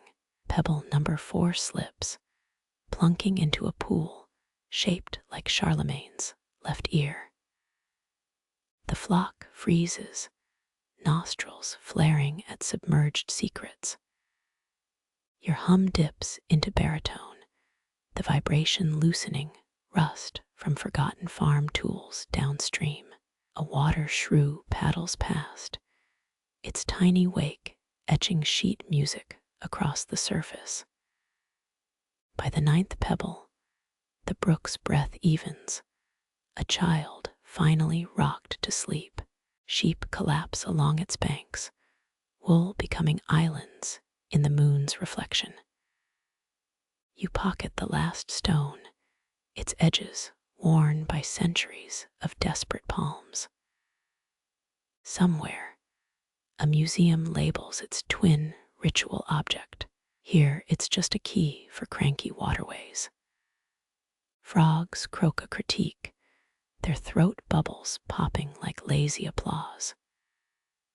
You flop onto lichen, spine protesting less than expected. The flock's snores riff off the water's melody, a jam session for the sleep-deprived. 1743 parish records mention a singing brook curring nightmares. The priest blamed fermented blackberries. When the church bell tolls, 3 valleys over the water doesn't flinch. Your eyelids dip, carried by current songs older than confession. Somewhere upstream, a wolf laps delicately, its thirst gentled by your lullaby's aftertaste. The world narrows to water's whisper, and the 83 woolen metronomes keeping imperfect time. The hawk hangs like a flawed comma, wings shuddering against your vocal vice. 17th century falconers glued bells to raptors' ankles, their jingle betraying stealth. This one's silver tag reads Morgana, some lord's lost hunting partner turned freelancer. 3 feet below her talons, a field mouse hyperventilates into the time. Relax, toothpick, you're starring in history's worst David and Goliath reboot. Your high note phrase, throat protesting like overstrung lute strings. The hawk's pupils dilate, black holes drinking the moon's milk. Medieval bestiaries claimed birds of prey could smell fear through closed eyelids. Tonight, they weren't wrong. The flock snores on a woolen landslide, unaware of the suspended homicide. Morgana's left wing twitches, a tremor you counter by humming Purcell's Dido's Lament Backward. Renaissance falconry manuals suggested singing to calm disoriented hawks, though probably not inverted Baroque breakup songs. The mouse faints, its whiskers still twitching Morse code for oh shit. Turns your quarry is casual, prefers takeout over chase. You toss a wedge of stolen cheese between combatants, bon appetit, or whatever it's Roquefort, so act impressed. Farmers near rents once buried cheese to repel avian thieves, a tactic historians now call dairy-based foreign policy. Morgana backflips, a feathered pretzel unknotting midair. Her bell tinks like a broken music box. The mouse revives, scrambles into a dandelion clock, now short 2 minutes. Your lungs burn holding the note that freezes beak and squeak in stalemate. Some lunatic in 1893 patented avian motion sickness spectacles, tiny goggles to confuse hunting birds. You picture Morgana rocking steampunk eyewear, dive-bombing moles with Victorian flair. The image cracks your pitch, sharp enough to slice the tension. Talons retract, the hawk cartwheels into a maple branch. Mouse guys gone, evidence limited to grass blades, parted like Red Sea extras. Morgana mantles her wings, giving you the avian middle finger. Tudor lords would had her beheaded for less. Elizabeth, I kept an execution block for disobedient falcons. You lob a dried fig skyward, apology and bribe rolled into one. She snatches it, a Damascus dagger grip that screams, I'll allow it. The flock stirs, one lamb sleep buying the melody's climax. Your knees crack upright, reminding you why monks invented sitting. A feather drifts down, primer gray edged with rebellion. Pre-dawn light rubs the horizon. Morgana preens, every flick of her beak, rewriting the encounter's script. Historians still argue whether medieval mercy scenes in tapestries documented events, or just made nobles feel better about tax rates. You pocket the feather, proof of tonight's unrecorded armistice. The mouses escape root smells of crushed chamomile and existential relief. Sheep drool pools around violets, their dreams, full of uneaten cheeses. You count 82 woolen lumps. The blacksmith's daughter swiped your best blanket again. Morgana's shadow circles twice, then dissolves into the peach-colored east. Church bells bleat in the distance, a caffeine-starved choir. The flock mumbles awake, hooves squashing the evidence of rodent heroics. Your throat feels stuffed with thistles, but the brook's new lullaby hums beneath birdsong.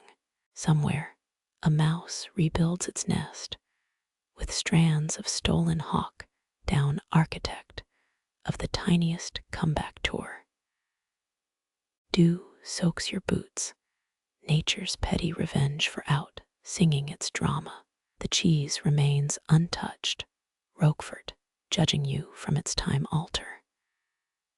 You whistle the hawk's bell note, a coda for the unwitnessed. 83 sheep blink their faces asking who hired the incompetent narrator. Morgana's feather tickles your palm, quill vibrating with unfinished ballads. Dawn scholars will cite this morning's bird calls as routine. You know better. Mercy leaves no footprints, just do that dries wrong, and mice who grin in their sleep. The church bell hacks through the air, a rusty cleaver splitting your hard-won calm. 16th century towns rang such bells during sieges. Their clangs meant incoming doom or last call for ale. This one's arrhythmia suggests a hungover monk yanking the rope. You plunge fistfuls of fiddlehead ferns into your ears, greensleeves in vegetable form. Thanks for the update. Vatican DoorDash were closed for existential dread. The nearest you bleats agreement, her wool already stuffed into auditory canals. Turns out sheep make great noise-canceling headphones. The bell tower's shadow stumbles across the meadow drunk on its own cacophony. Local legend claims the belfry was a dovecote first, pigeon evictions conducted via poorly worded scroll. You warble a countermelody into a holly leaf, your lips numb from sap. 11 sheep start humming through their noses, a biosensor Bach chorale drowning out the clangs. The bell hits a flat note, sound waves rippling the dew ponds. Tudor-era peasants believed discordant bells attracted plague clouds. You're less superstitious, but still side-eye the horizon for ominous cumulus carens. A lamb sneezes the rhythm of Pachelbel's canon, proof of Ovine music theory. Grab a lichen-covered rock, its pores humming with centuries of swallowed noise. Press it against the bell's echo, gnawing your spine. 9th century Irish monks used silent stones to mute rowdy pilgrims. Lithuanian shamans still swear by them during poltergeist infestations. The flock forms a wool barricade, living SOUNDP, ROOFING, Chinese letter ING, with indignance. Your left fern plug disintegrates, ear now hosting a tiny botanical revolt. Congrats, guys, we've recreated Woodstock 69, but with more drool. Church bells gained their modern schedule in 1311, a papal decree to standardize existential crises. This clapper clearly missed the memo. It strikes land like offbeat curse words. The black ram headbutts a birch tree, arboreal revenge for interrupted nap cycles. Wedge your last piece of Roquefort into the shepherd's crook, DIY muffler, oozing dairy defiance. 84 sheep roll their eyes in unison, a woolen wave of not this again. Historians still argue whether medieval west-facing altars were spiritual choices, or just avoiding glare from stained glass. Dawn leaks through yew branches, the light equivalent of a spam folder. The bell chokes on its final bong, defeated by mutton-laced passive aggression. Your eardrums throb like overcooked gnocchi, yet the lullaby persists beneath the grass. A spiderweb glistens where the sound waves broke acoustic casualties caught in silk. You pluck it like a harp, its vibrations spelling piss off in arachnid semaphore.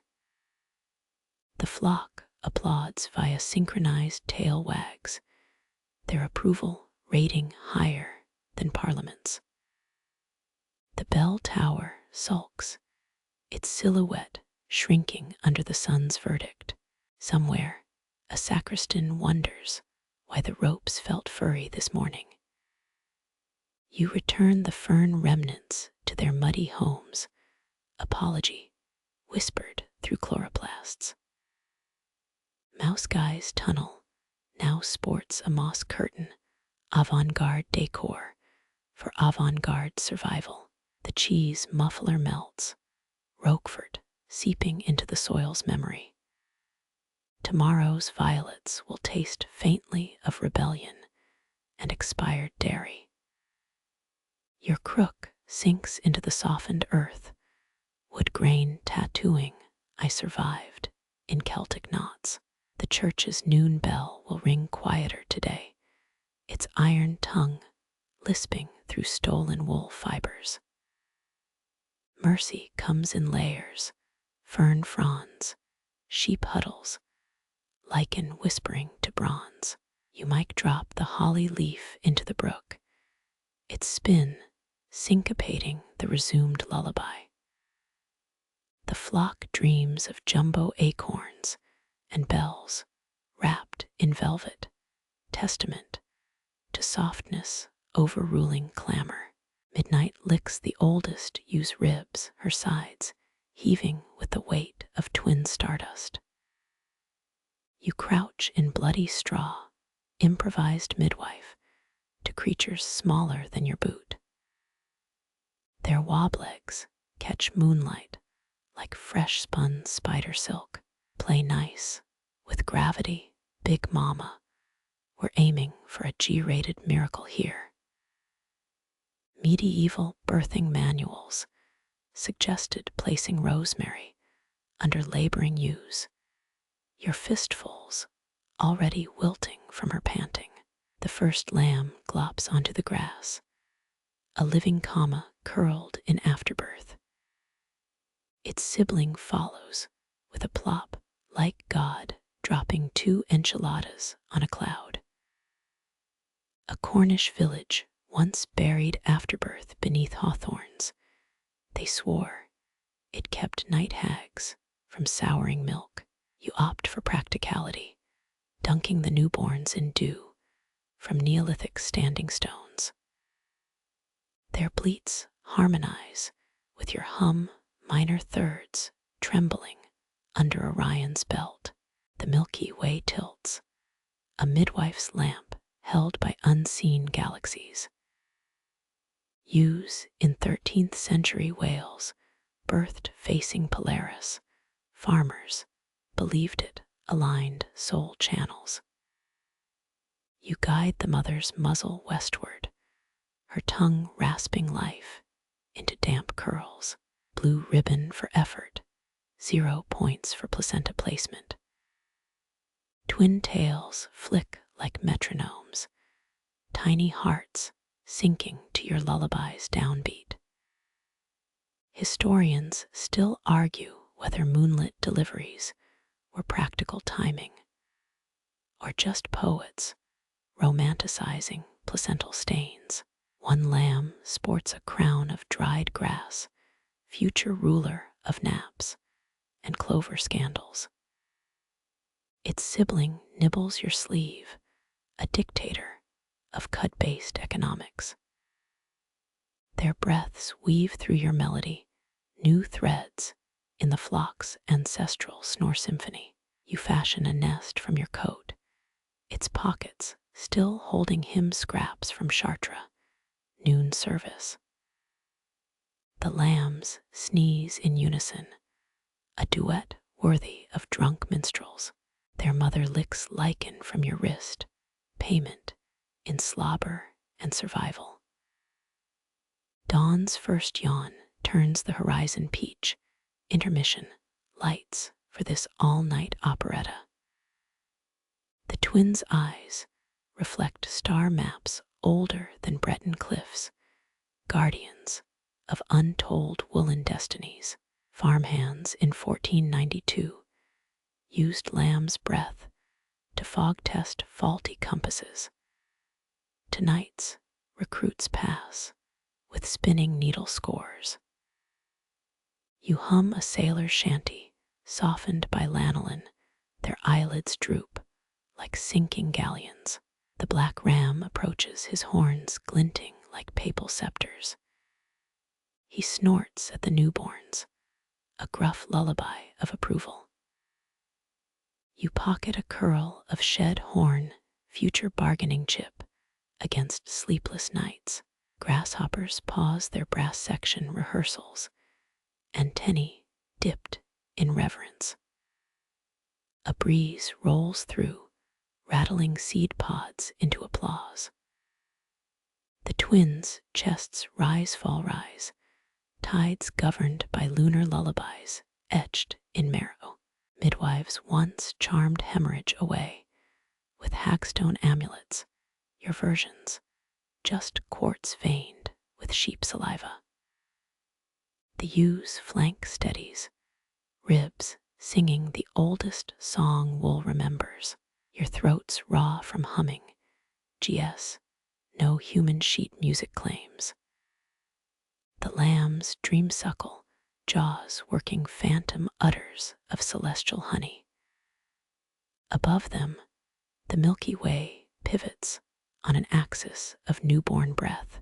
Static clings to their wool, the universe's way of marking VIP sleepers.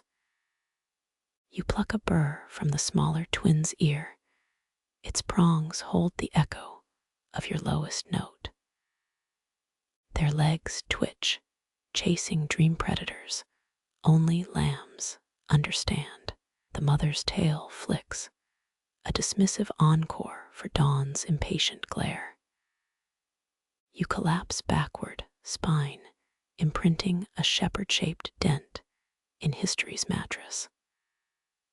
14 magpies land in the birthing oak, their chitters debated by ornithologists and insomniacs. One drops a beetle shell at your blistered toes, tribute or taunt. The lambs care less, already drafting tomorrow's mischief between snores. Your crook lies abandoned its curve, now cradling spiderlings. The horizon blushes, ashamed of interrupting this origin story.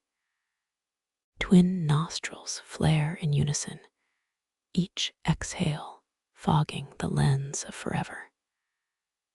The Milky Way retreats, nursing school diploma tucked between stars. You count breaths instead of sheep, an obsolete habit. The lambs' first sleep ends as it began, a comma curled in dew, awaiting the next verse. A cider-scented fog clings to your knees, the remains of Brother Rioc's abandoned cask seeping into the moor. You kick the rotten stave, 30 gallons of medieval barley wine, baptizing the thistles.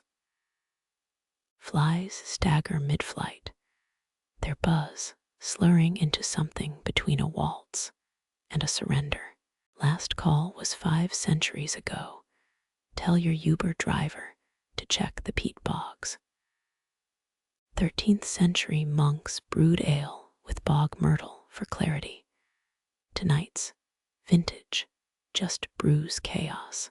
A hoverfly loops past your nose, its trajectory suggesting 8 failed attempts at a sobriety test. The sheep snort in their sleep, wool vibrating with hiccups.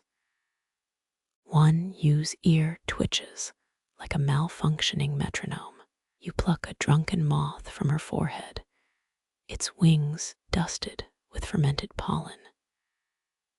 Save some for the choir, maestro. 18th century taverns hung flypaper soaked in beer. Patrons bet on which insect would tap out first. Your version's more democratic. A dozen beetles belly up in frothy puddles. A dung beetle rolls a tipsy ladybug home, functioning as the era's worst designated driver. Moonlight glints off the cask's iron bands, their rust spelling out what might be Latin or a brewer's hangover doodle. Historians still argue whether monastic ale boosted piety or just made Latin declensions funnier. You lick a droplet from the wood, regret curdling into a secondary fermentation. The black ram belches, a foghorn improvisation that startles 3 snails off a toadstool. His breath could power a hot air balloon, or at least clear a confessional booth. You toss a clump of sobering mint into his feed trough. Save the jazz hands for vespers, padre. Ale-soaked ants march in stumbling spirals, a drunken geometry that defies both Euclid and common sense. Their queen's nowhere in sight, likely passed out in a honeycomb airbimb. You sketch their path with your crook, a Pollock painting rendered in existential crisis. A woodlouse straddles a hop cone, its tiny legs paddling toward an imagined Normandy. Medieval ships, ballasted barrels with live crustaceans. Tonight's voyagers just freeloading. The flock's snores rise in pitch, woolen bagpipes, fueled by malted barley dreams. You poke the cask, your finger comes back sticky with centuries of poor life choices. 16th century alewives wore tall hats to stand out in markets. This brewer's headgear's probably still buried with his divorce papers. A mayfly crash lands in your collar, its 30-minute lifespan, now a 3-act tragedy. The horizon blurs not from drink, but the swarm of gnats composing love ballads in your left ear. Sheep eyelids flutter, their dreams hijacked by hops and Hefeweizen hallucinations. One lamb sleep-buzz the opening bars of Greensleeves, a solid argument against letting minors near monastic breweries. DEW Chinese letter, with ale beads on grass blades, nature's own pub crawl. You lie back as a spider drunkenly weaves a hammock between your bootlaces. Fermented clover tickles your sinuses, a pollen count with a criminal record. Farmers once believed drunk flies strengthened crops, claimed their buzz, fertilized the soil. Your fields about to grow a bumper crop of regrettable life choices. The ram's horns clink against the empty cask, his new career as a brewery, intern off to a rocky start. Midges form a conga line past your nose, taxi dancers for the rhythmically hopeless. You hum a drinking song backward, a sobering spell from a Welsh grimoire. The flock's snores dip into basso profundo, woolen subwoofers vibrating with every cancelled sin. Dawn finds the cask hollow, its staves sighing like a deflated accordion. Flies snore in vinegar-puddled hats of acorn caps. The sheep blink awake, hungover from dreams of endless oat buffets and jazzercise hydrangeas. You pocket a hop cone, its bitterness lingering like a monk's unfinished punchline. The more exhales, ale-scented mist retreating into legend. Somewhere underground, 1,000 tipsy earthworms vow to never drink again. The ghosts all pierces nothing, its rhythmic thunk scritch sinking with your pulse before you notice. His leather aprons frayed where the living world rubbed him raw, translucent fingers working a boot only roaches and regrets could fill. Resole your soul, traveler. His voice rasps like a cobblestone dragged over velvet. Sheep stir half-awake hooves tapping along. 17th century cordwainers soaked hides in cod liver oil. Tonight's aroma suggests he skipped that step. A spectral thimble clatters, your jaw tingles as its shadow passes through your teeth. His stitches glow faintly, each puncture sparking like a firefly trapped in vellum. Historians still argue whether Victorian shoemakers encoded treason in boot seams. His patterns look more like a drunk snail's love letters.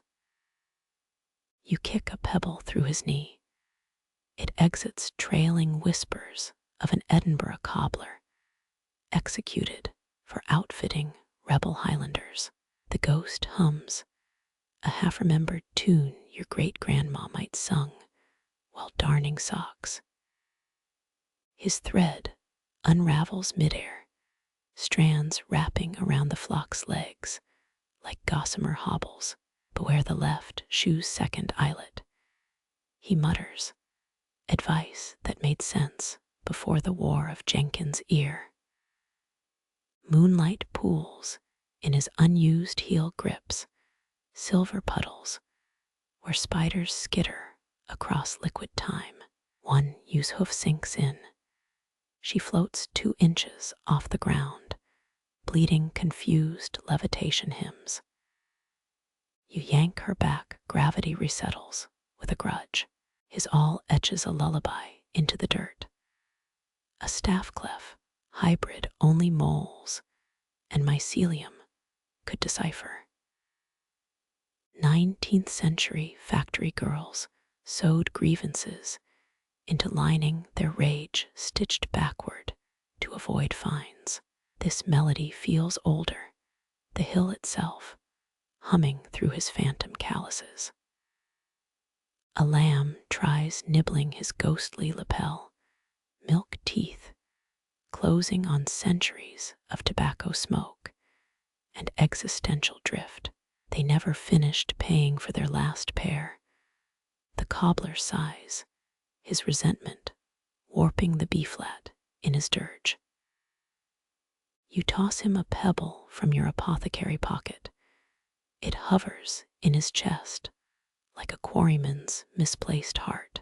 His hammer taps it gentler than rain, each strike tuning the night's cartilage. The flock sways, wool conducting vibrations older than cobblestones. Dawn pries at the horizon his form, unraveling thread by thread. The final stitch pops, a sound like a tulip bulb splitting its first green thought. His last all-stroke lingers, a welt of light on the ram's left flank. The sheep sigh their hooves, imprinted with phantom boot sizes. You pocket a shred of shadow leather. It hums Verdi's Requiem at a frequency only molars register. Somewhere, a church's lost bell rings inside a badger's dream, still wearing its velvet knacker's hood. Dawn licks the cobbler's last stitch, its fading glow outshone by the weasel's manic eyes. It darts across frost-crisped grass, a needle threading shadows between sheep. Napoleon's troops wore red weasel fur gloves for courage. This one needs no talismans. Its claws click Morse code on shale, predator hungry, predator hungry. You hum a Breton fishing hymn, melody heavy with salt and resignation. The creature freezes mid-pounce, ears swiveling like weather vanes in a typhoon. Medieval bestiaries claimed weasels conceive through their ears. This one's clearly overcompensating. A lamb sneezes. The sound startles it into a backflip worthy of a drunk acrobat. 3-circuit laps around the flock, its nervous system outracing its stubby legs. Historians still argue whether 14th century animal trials ever convicted a weasel of poultry crimes. Your lullaby drops an octave, vibrations pooling in the hollow where its ribs meet fury. It gnaws a thistle, spitting green pulp like a petulant espresso machine. The ghost cobbler's shadow leather trembles in your pocket, still humming that molar-aching requiem. You fling it between the weasel's paws. The scrap writhes into a mouse-shaped ruse. Predator logic short-circuits. Chase instinct wars with exhaustion, its pupils dilating to black voids. 17th century physicians prescribed weasel ashes for baldness. Tonight's prescription involves less burning and more yawning. A yawn ripples its whiskers, contagion spreading to the nearest ewe's slack jaw. Dew soaks its paws, sudden shivers making it resemble a disgruntled mop. Your next note mirrors the Abbey's terrier, the one that napped through the 1795 bread riots. The weasel's spine sags, every vertebra cursing its lack of caffeine. One final dash at the flock, its charge dissolves into a faceplint against the ram's woolly flank. Momentum rolls it onto its back, pink belly exposed like a surrender flag. The cobbler's phantom thread loops around its neck, gentle as a queen's favor. Moon puddle reflections show 7 identical weasels mocking its defeat. It kicks once, a spasm of dignity, before curling into the ram's warmth.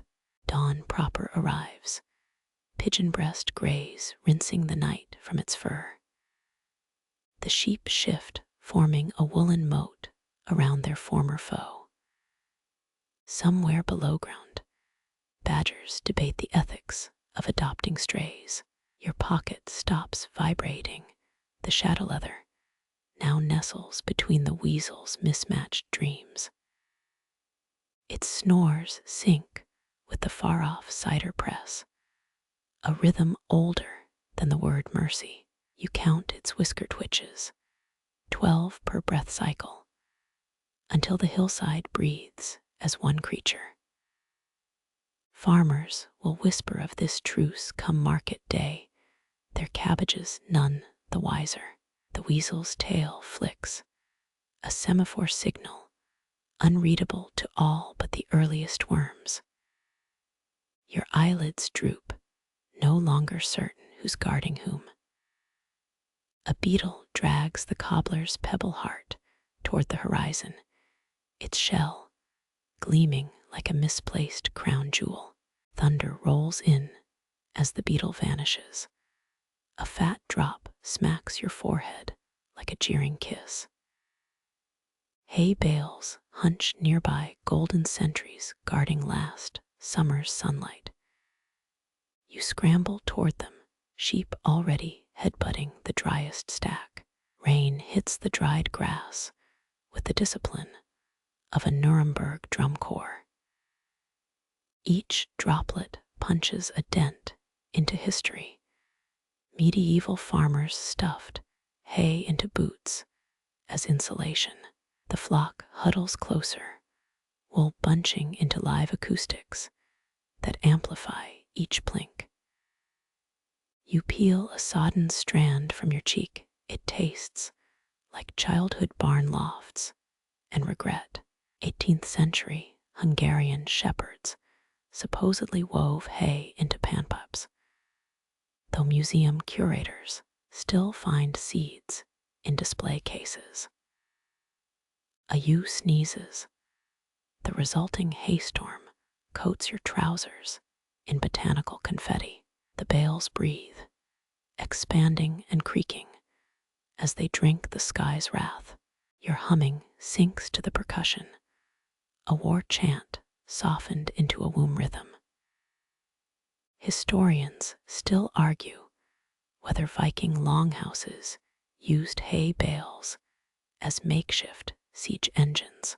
Tonight's battle needs no catapults, just endurance, and a ewe named Gertrude. Lightning forks, briefly backlighting 700 sheep-shaped dents in the rain. One mutton glares at you, judgment sharper than a Renaissance tax collector. You shrug, miming innocence with palms turned skyward. The gesture earns you a face full of storm. Hay scent sharpens, wet grass alchemy, turning memory into musk. Your grandmother's voice surfaces. Never trust a dry spell or a bishop's handshake. The nearest bale groans, collapsing into a thatched chaise lounge for 30 drowsy lambs. They pile in wool-defying physics like cream in an overfilled tart. Rain refills their dents, each hollow a tiny baptismal font. The ram snores into a haywad, his snorts puffing seeds into possible futures.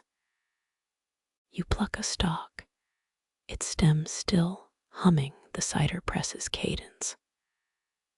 Somewhere north, a Parisian perfumer dreams of bottling this petrichorant hay cocktail. The mutton's glare softens, now merely the wattage of a disgruntled barista. Thunder retreats its drum solo, fading into a woodpecker's hangover. Puddles mirror the frayed sky.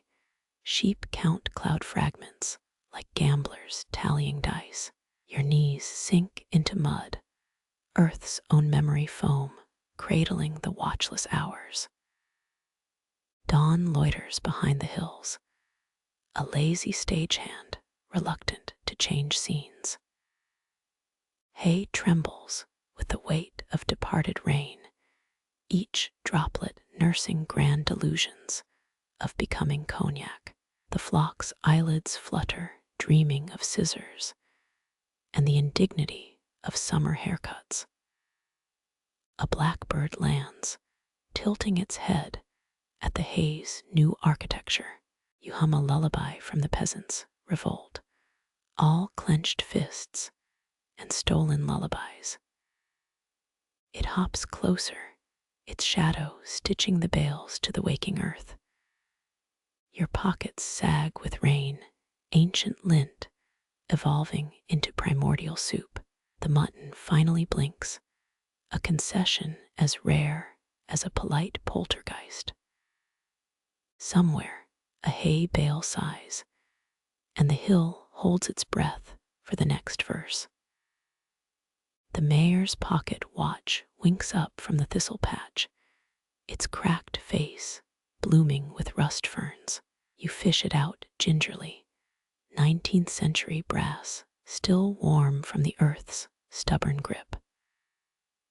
Back, when Plymouth factories churned these out by the thousands, watch hands moved faster than crop circles spread. Its gears hiccup, grinding out minutes like a drunkard chewing gravel. Sheep nuzzle closer, snorting at the metallic tang that offends their grass-stained palates. 16th century nobles once paid in silver for these trinkets. Now it's just a grasshopper's rattlebox. You wind it anyway. The key sticks like a bishop mid-sermon. Historians still argue whether medieval farmers timed harvests by sundials or church bells.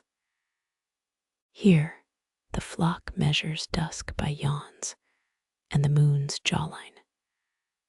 Time oozes, molasses slow, as the watch's heartbeat stalls again. Its numerals blur, VII and XII swapping places in a petty rebellion. You bury it beneath milkweed fluff, letting crickets rewrite its stalled chronicle. A ewe plops down her belly, flattening the thistles into a verdant hourglass. Midge swarms hover above, living confetti, celebrating the watch's retirement party.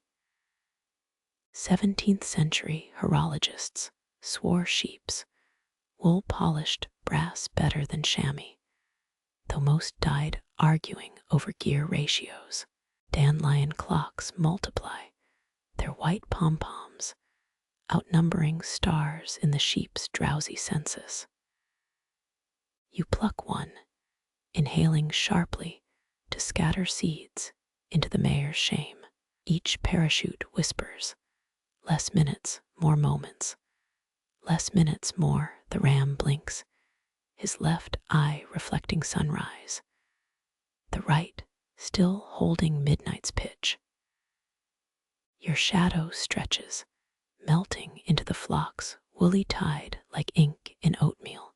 Even Newton's apple would rot here, time's gravity reduced to due evaporation rates. Nearby, the watch's final tick echoes through a beetle's iridescent shell.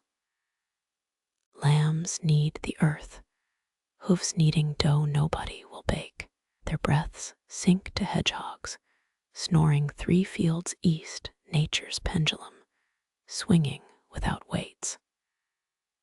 Ants salvage the watch chain, a silver highway toward their queen's newest decree. You hum a bastardized Greensleeves, key changes, warping with each breeze. Tudor minstrels would have keel-hauled you for this, but the sheep purr like oversized tabbies. Dusk arrives unannounced, dragging its hem through maple leaves and sheep drool puddles. The mayor's lost hours ferment, souring into vinegar beneath the thistle patch. Tomorrow, the village children will blame fairies, but tonight, the flock dreams in solstices. A raindrop plinks the buried watch, a half-hearted eulogy from disinterested clouds. You pocket a pebble instead, its silence smoother than any ticking. The ram sneezes, scattering dandelion clocks into a snow globe of surrendered seconds. The ram's sneeze hangs in the air, dandelion fluff, caught mid-pirouette. A girl's laugh rings out behind you, clear as a hammer on fresh-forged iron. She's cradling a horseshoe like a fractured lullaby, her apron smeared with soot and sleep. Father's been up since solstice, she says, voice cracking like green wood. Told me to bring these. 3 anvils squat in the grass, miniature ones, forged for crow's foot repairs. 14th century smiths believed small anvils could sing away nightmares, though most nobles preferred sword-shaped bed warmers. You tap the smallest anvil, its clang rippling through the flock. The girl hums a C-sharp, a half-tone higher than the iron's natural voice. Sheep shift, their wool bristling at the metallic aftertaste. Historians still argue whether medieval lullabies borrowed rhythms from blacksmiths' hammer strikes. Here, the debate gets settled with a drowsy ewe, headbutting the medium anvil. Her alto tangles with your melody, a braid of human breath and sheep sighs. Ma'am said our forge was built over a druid's tuning fork, she whispers. One lamb's ear twitches, flicking away the claim like a bothersome fly. You adjust the cord, letting her voice take the lead. The anvils vibrate in sympathy, D minor, slipping into something the flock's ancestors might hummed. A ew's flank presses against the largest anvil, turning her wool into a living resonator. They're dreaming of clover. The girl murmurs, chin dipped to mimic the sheep's posture. Her braids sway each plait, knotted with stardust and nail parings. 17th century smithies often hid children's first teeth in furnace bricks, charms against demonic possession. A nightjar's call cuts through, its trill clashing with the anvil song. She tosses a horseshoe at the sound, a perfect arc glinting before thudding into ferns. The sheep barely stir, too busy imagining comet trails as celestial anvil sparks. You scoop dew from a cobweb, offering it as an impromptu tuning fork. She dips her pinky in, drawing a scale on the smallest anvil's face. Moisture hisses against warm metal, the ping rising like a bird startled from barley. Her voice wavers on the high notes, cracking like overworked bellows. The ram blinks, amber eyes reflecting twin forges where her courage flickers. You hum a grounding drone, the sound shepherds used to steady runaway ox carts on market day. Wolves howl 3 valleys away, their song sharpened by granite cliffs. The girl answers with a tongue-twister rhyme. Norman French meets barnyard bleating. Lambs copy her mangling vowels into wool-gagged mischief. Even the anvils seem to chuckle, their vibrations tickling your boot soles. She plucks a nettle leaf, folding it into a makeshift resonator. Great Aunt Hélène swore stinging plants carry old forge songs. She insists. A ewe snatches the leaf mid-explanation, chewing with the smugness of herbivores everywhere. Midnight laps at the hills, a black tide erasing fence posts and fear. The girl's voice finally breaks, not from strain, but dawn's first lemon-yellow sigh. Sheep stretch, their collective yawn harmonizing with a milkmaid's distant clatter. Come back tonight, she says, already retreating with her iron chorus. I'll nick father's bellows, will teach the rams to breathe fire. Her shadow merges with the forge smoke rising beyond the birches. The flock sighs, velvet nostrils flaring at the lingering scent of heated steel. Above the Milky Way stretches like a half-forged horseshoe, waiting for its final strike. The anvil's afterglow fades, last sparks dying like fireflies in a mason jar. You kneel, palm flat on soil, still humming from the forgesmith's ballad. Above, the sky holds its breath. A single streak tears the dark, molten gold scribbling nonsense on night's blackboard. The meteor needs no crescendo. Its light licks the flock's closed eyelids. 14th century monks once charted such sky ripples as divine penmanship. The Welsh miners claimed they signaled coal veins, birthing underground stars. The ram lifts his muzzle, nostrils flaring at ionized air. His exhale paints the meadow with ghosts of burnt cinnamon. You pluck a melody from the meteor's tail, notes scattered as embers. Historians still argue whether Bronze Age lullabies imitated shooting stars are rhythms. Tonight, the question dissolves beneath 30 pairs of twitching ears. 3 more meteors slash the heavens, one fracturing mid-flight. The largest lamb rolls onto her back hooves, peddling constellations. Chasing Leonid crumbs, your gran would have said, though NASA insists the Perseids peaked last week. Between bleats and cosmic graffiti, who's counting? A pearly haze follows the fireball's path, a contrail of drowsy physics. You hum it into substance, vibrations teasing wool fibers awake. Thermosphere gases taste like twice distilled moonlight. Or so claims a 1920s Copenhagen sleep study buried in university archives. The girl's stolen bellows lie forgotten by a thistle patch, their leather lungs deflated. No matter. The meteor's echo becomes your breath, each verse stretching further into the ultraviolet. 2. You start snoring in counterpoint, their vibrato sinking with the afterimage's fade. Worms writhe near the surface, mistaking the spectacle for early dawn. You spare a low note for them, earthworms being nature's original insomniacs, their wriggling slows, a squelchy round of applause for the sky's one-night show.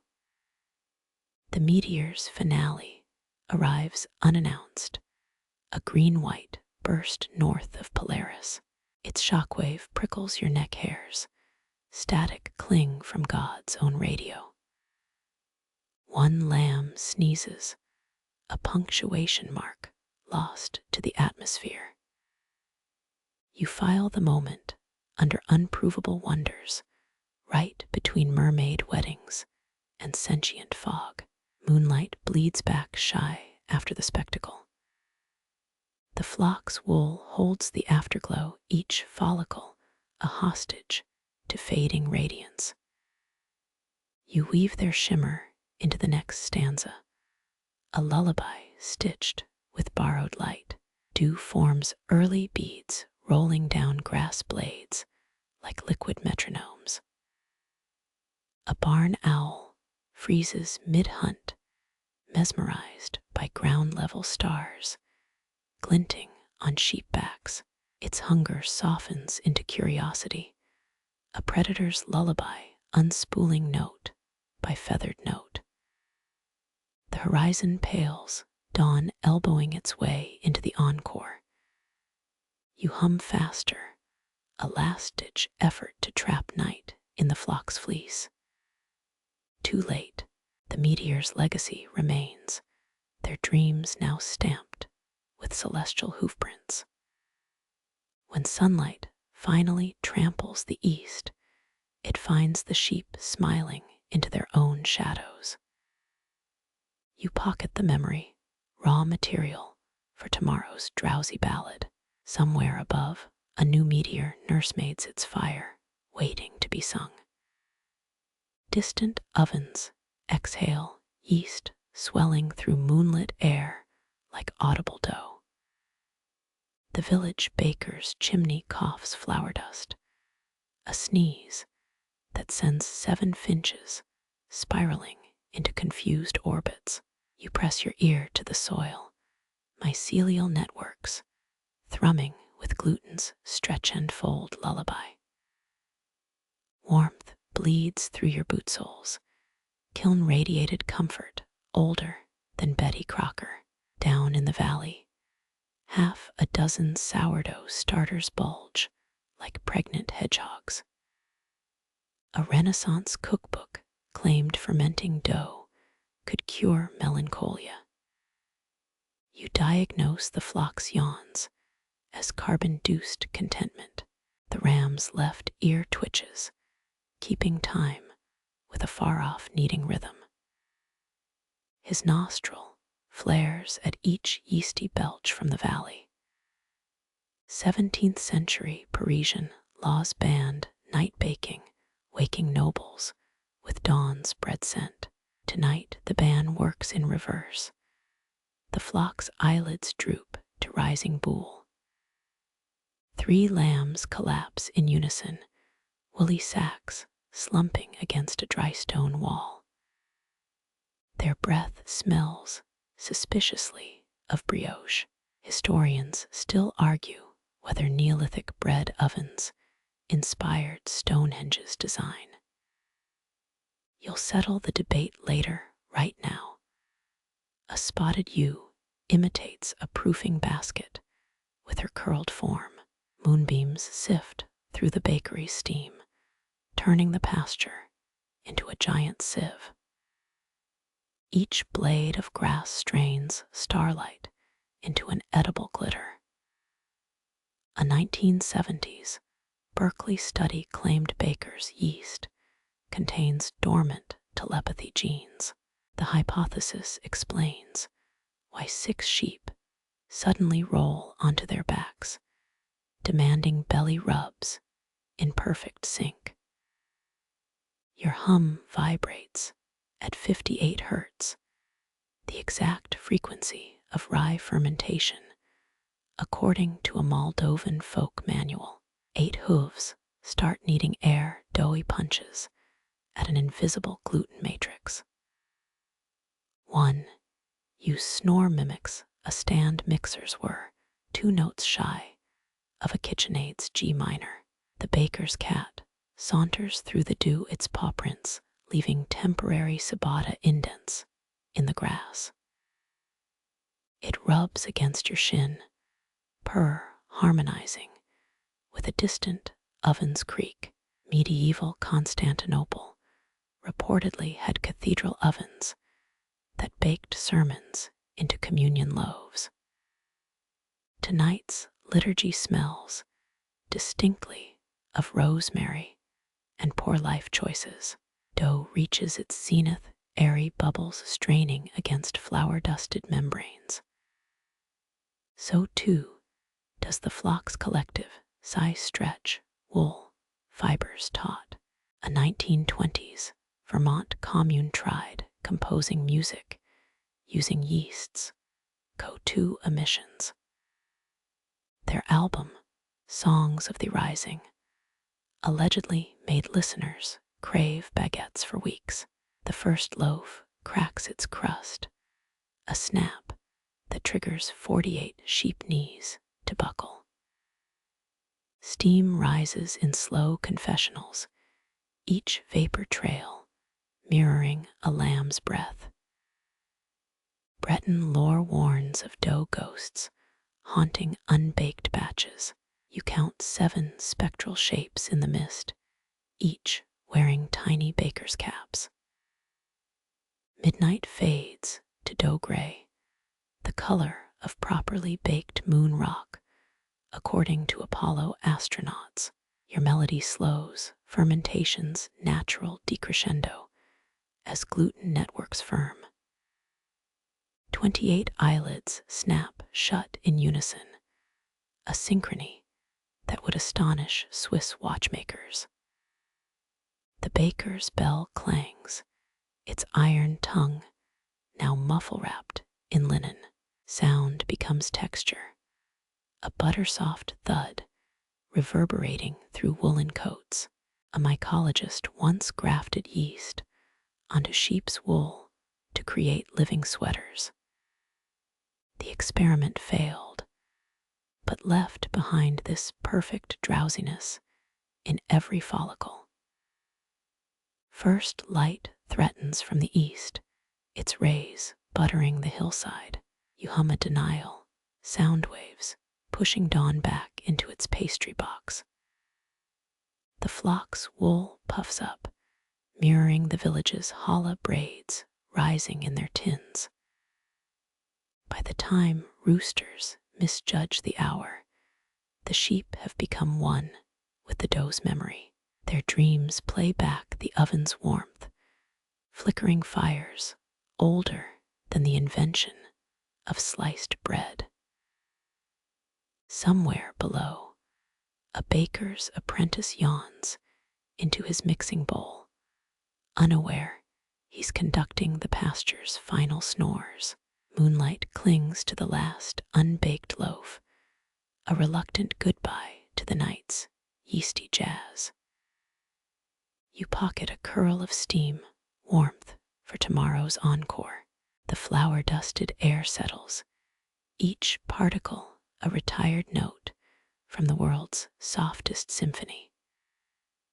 Moonlight pools on the river's skin, a liquid mirror, warped by flower-flecked ripples. You kneel where water licks the pasture, murmuring pheromones rates to the dozing flock. The Loire's currents once carried medieval salt traders, their barges heavy with Breton butter. Tonight, your cargo wears fleece instead of francs. An oar cracks the stillness, its blade dripping cobweb silver.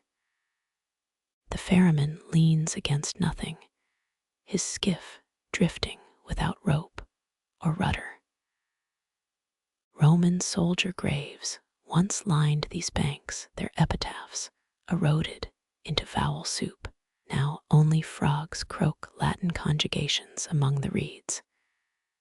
Sheep wade into shallows, dream feet leaving no prints on the silt.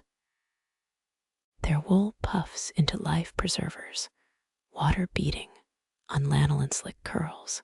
A 1930s zookeeper swore sheep could doggy paddle for hours. The ferryman nods his boat, sinking no lower under 48 soggy passengers. Payments in wool, he rasps, a voice like water in a rusty pail. You pluck 3 locks from a napping ewe currency accepted by neither eBay nor Numista. Historians still argue whether a nearby village drowned itself to avoid Venn diagram taxes. The ferryman's chuckle suggests he knows, but charcoal-smudged eyes reveal nothing. Mist rises, not from river, but sheep's breath. It coils into rope lines that moor the skiff to nowhere. Your hum vibrates mist strands into cello low notes, a bass line for hors d'oeuvres, plinking soprano. Some say Charlemagne's lost warship oars still drift these waters. The ferryman's paddle looks suspiciously imperial, its handle carved with eroded eagle heads. Icebergs of sheep float past, their bellies full of riverweed and starlight.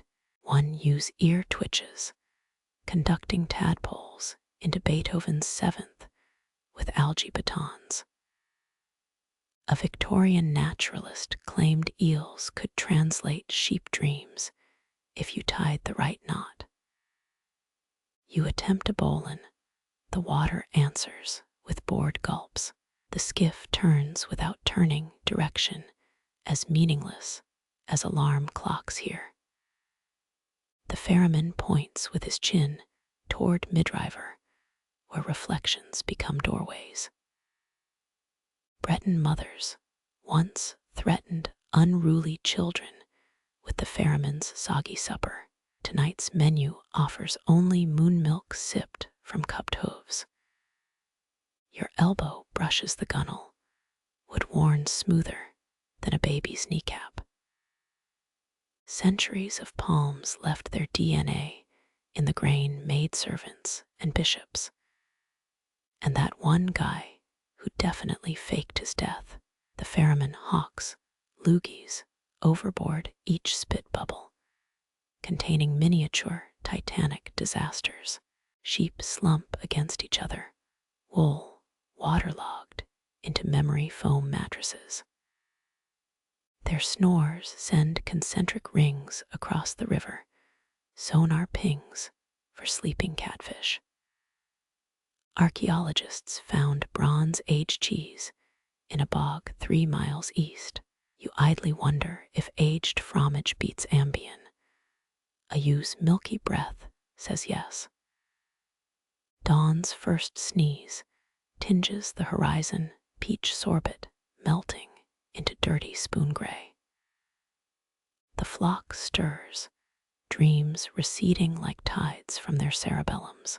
The ferryman's oar freezes mid-stroke, a Roman salute to postponed voyages.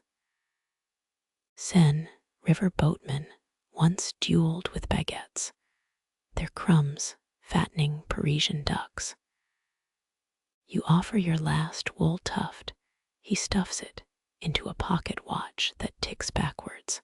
Hooves squelch onto dewgrass, each sheep trailing liquid shadows that evaporate. BY Chinese letter, Chinese letter, Chinese letter. The skiff dissolves like sugar in tea, leaving the ferryman waist deep in nothingness. He tips his hat, a soggy croissant of felt, before sinking beneath reflected stars. 3 ducklings paddle past their V formation, unraveling as they peck at sheep-shaped ripples. You pocket a river-smoothed pebble, its surface etched with moon runes only baker's yeast can read. Somewhere downstream, a historian's alarm clock ruins the morning. Its shrill beeps, no match for water's endless shhhhh. Dawn's pale fingers unstick the horizon, reluctant as a child peeling off band-aids. Sheep shake off dreams like water from a duck's back, their wool imprinted with the ferryman's backward-ticking lullabies. You pluck a burr from your sleeve, its hooks still clutching strands of river mist. Breton shepherds once brewed gorse flower tea to stay awake during midnight lambings. Not that you needed caffeine last night. A ewe nibbles your hemline, demanding breakfast with with the urgency only herbivores muster. Her breath smells of submerged church bells and yesterday's clover. Historians still argue whether those lichen-crusted monoliths up the hill were sheep pens or sacrificial altars. You're just glad Neolithic architects included decent shade options. The flock drifts uphill, wool collecting dawn light like solar panels made of dirty cotton balls. Their chewing syncs to some internal rhythm, nature's own ASMR track of molars, grinding time itself. A 19th century naturalist claimed sheared fleece could replay the day's songs if boiled in peat smoke. You make a mental note to ask Granny's tea kettle for a duet later. Pebbles rattle downslope, sheep engineering their own landslide of clumsy grace. One lamb tries mounting a rock, its failed rebellion against gravity, earning 0 style points. Medieval Welsh law fined farmers whose rams looked at neighboring flocks with intent to frolic. You award this troublemaker an imaginary citation folded from last night's rejected ferryman haiku. Sunlight hits the dew, turning the meadow into a disco ball for earthworms. Your shadow stretches sideways, a stretch taffy version of humanoform that sheep find mildly interesting. Archaeologists found a Viking cheese press here in 93, proof that Scandinavians appreciated Bretons for more than just pillaging potential. The flock's current chomping could fund a modern art installation titled Ruminations in Beige. A magpie lands, its iridescent tail feathers miming a Broadway showgirl's fan dance. The sheep ignore its theatrics, too busy harvesting grass blades with industrial efficiency. An Edwardian earl kept 22 sheep as translators for his pet cloud formations. Your crew prefers discussing whether through synchronized sneezing, 3 nasal forecasts erupting as you pass the ragweed patch. Your pocket warms, that river pebble humming like a phone set to silent. Its moonrunes glint, a cryptic Yelp review of the night's aquatic adventures. Local legends claim such stones power the world's most boring lottery. Winners receive personalized lullabies delivered by sturgeon. The sheep vote with their tails, swatting the concept away without opening their eyes. Wind flips a wool tuft, tumbling it across thistles like a bachelor sheep's tragic toupee. You rescue the fleece scrap, tying it around a twig as a flag for sleep-deprived gnats. 18th century surgeons used sheep's lung membranes as wound dressings, a fact that makes your hangnail throb sympathetically. The flock's synchronized blinking suggests they're updating their LinkedIn profiles to professional pasture engineers.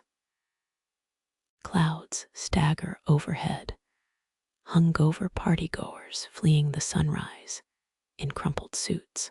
Your knees pop a duet with a distant woodpecker, the hill's unofficial applause track. Historians still debate if Bronze Age shepherds invented jazz hands during sheep wrangling emergencies. You demonstrate for an unimpressed ram, his sneeze demolishing your jazz hands thesis mid-performance. The baker's chimney coughs smoke, a signal that reality's resuming transmission. Sheep lift their heads, noses quivering at the scent of sourdough temptation. A 1930s study claimed Welsh sheep could predict rain better than meteorologists by tasting lichen. Your flock's sudden sprint uphill suggests either precipitation or they've remembered where you hid the molasses lick blocks. Last night's lullabies linger in their fleece, each note preserved like fossils in amber. You pocket a clump of wool, its fibers humming the ferryman's forgotten scales against your thigh. Dawn solidifies into proper daylight, the timid guest overstaying its welcome with clingy enthusiasm. The sheep march onward, woolly archivists carrying nocturnes in their DNA as they graffiti the hillside with hoofprints. The easing light, the hill holds its breath between darkness and dawn. Your bones hum the quiet tuned stones, keep buried a lullaby older than wool or worry. Sheep fold themselves into the earth, eyelids heavy with digested sunlight. Each exhale slows the wind's fidgeting until magpie gossip dissolves into whispers. You press the river pebble to your pulse, its vibrations sketching craters of a moon you'll never walk. The meadow tilts, spilling drowsiness like wine from a dropped cup. Blank citations fade, rebellions settle into dust. Your shadow pools in the grass, spent stardust, waiting for tomorrow's dark. Somewhere, a shepherd dead 3 centuries yawns through time. His forgotten tea steeps in roots below, bitterness softened into something almost like mercy. The final hoofprint fills with gold liquid. Amen to the night's unfinished hymn. Close your eyes, not to sleep, but to let the world blur gentle. Let sheep carry what's left of the night, their fleece a ledger of sighs and unraveled knots. When your name phrase thread by thread, it sounds like wind combing wool. Endings here are feather falls, the hill's breath catching you mid-descent. Breathe with the slope's slow swell, then release.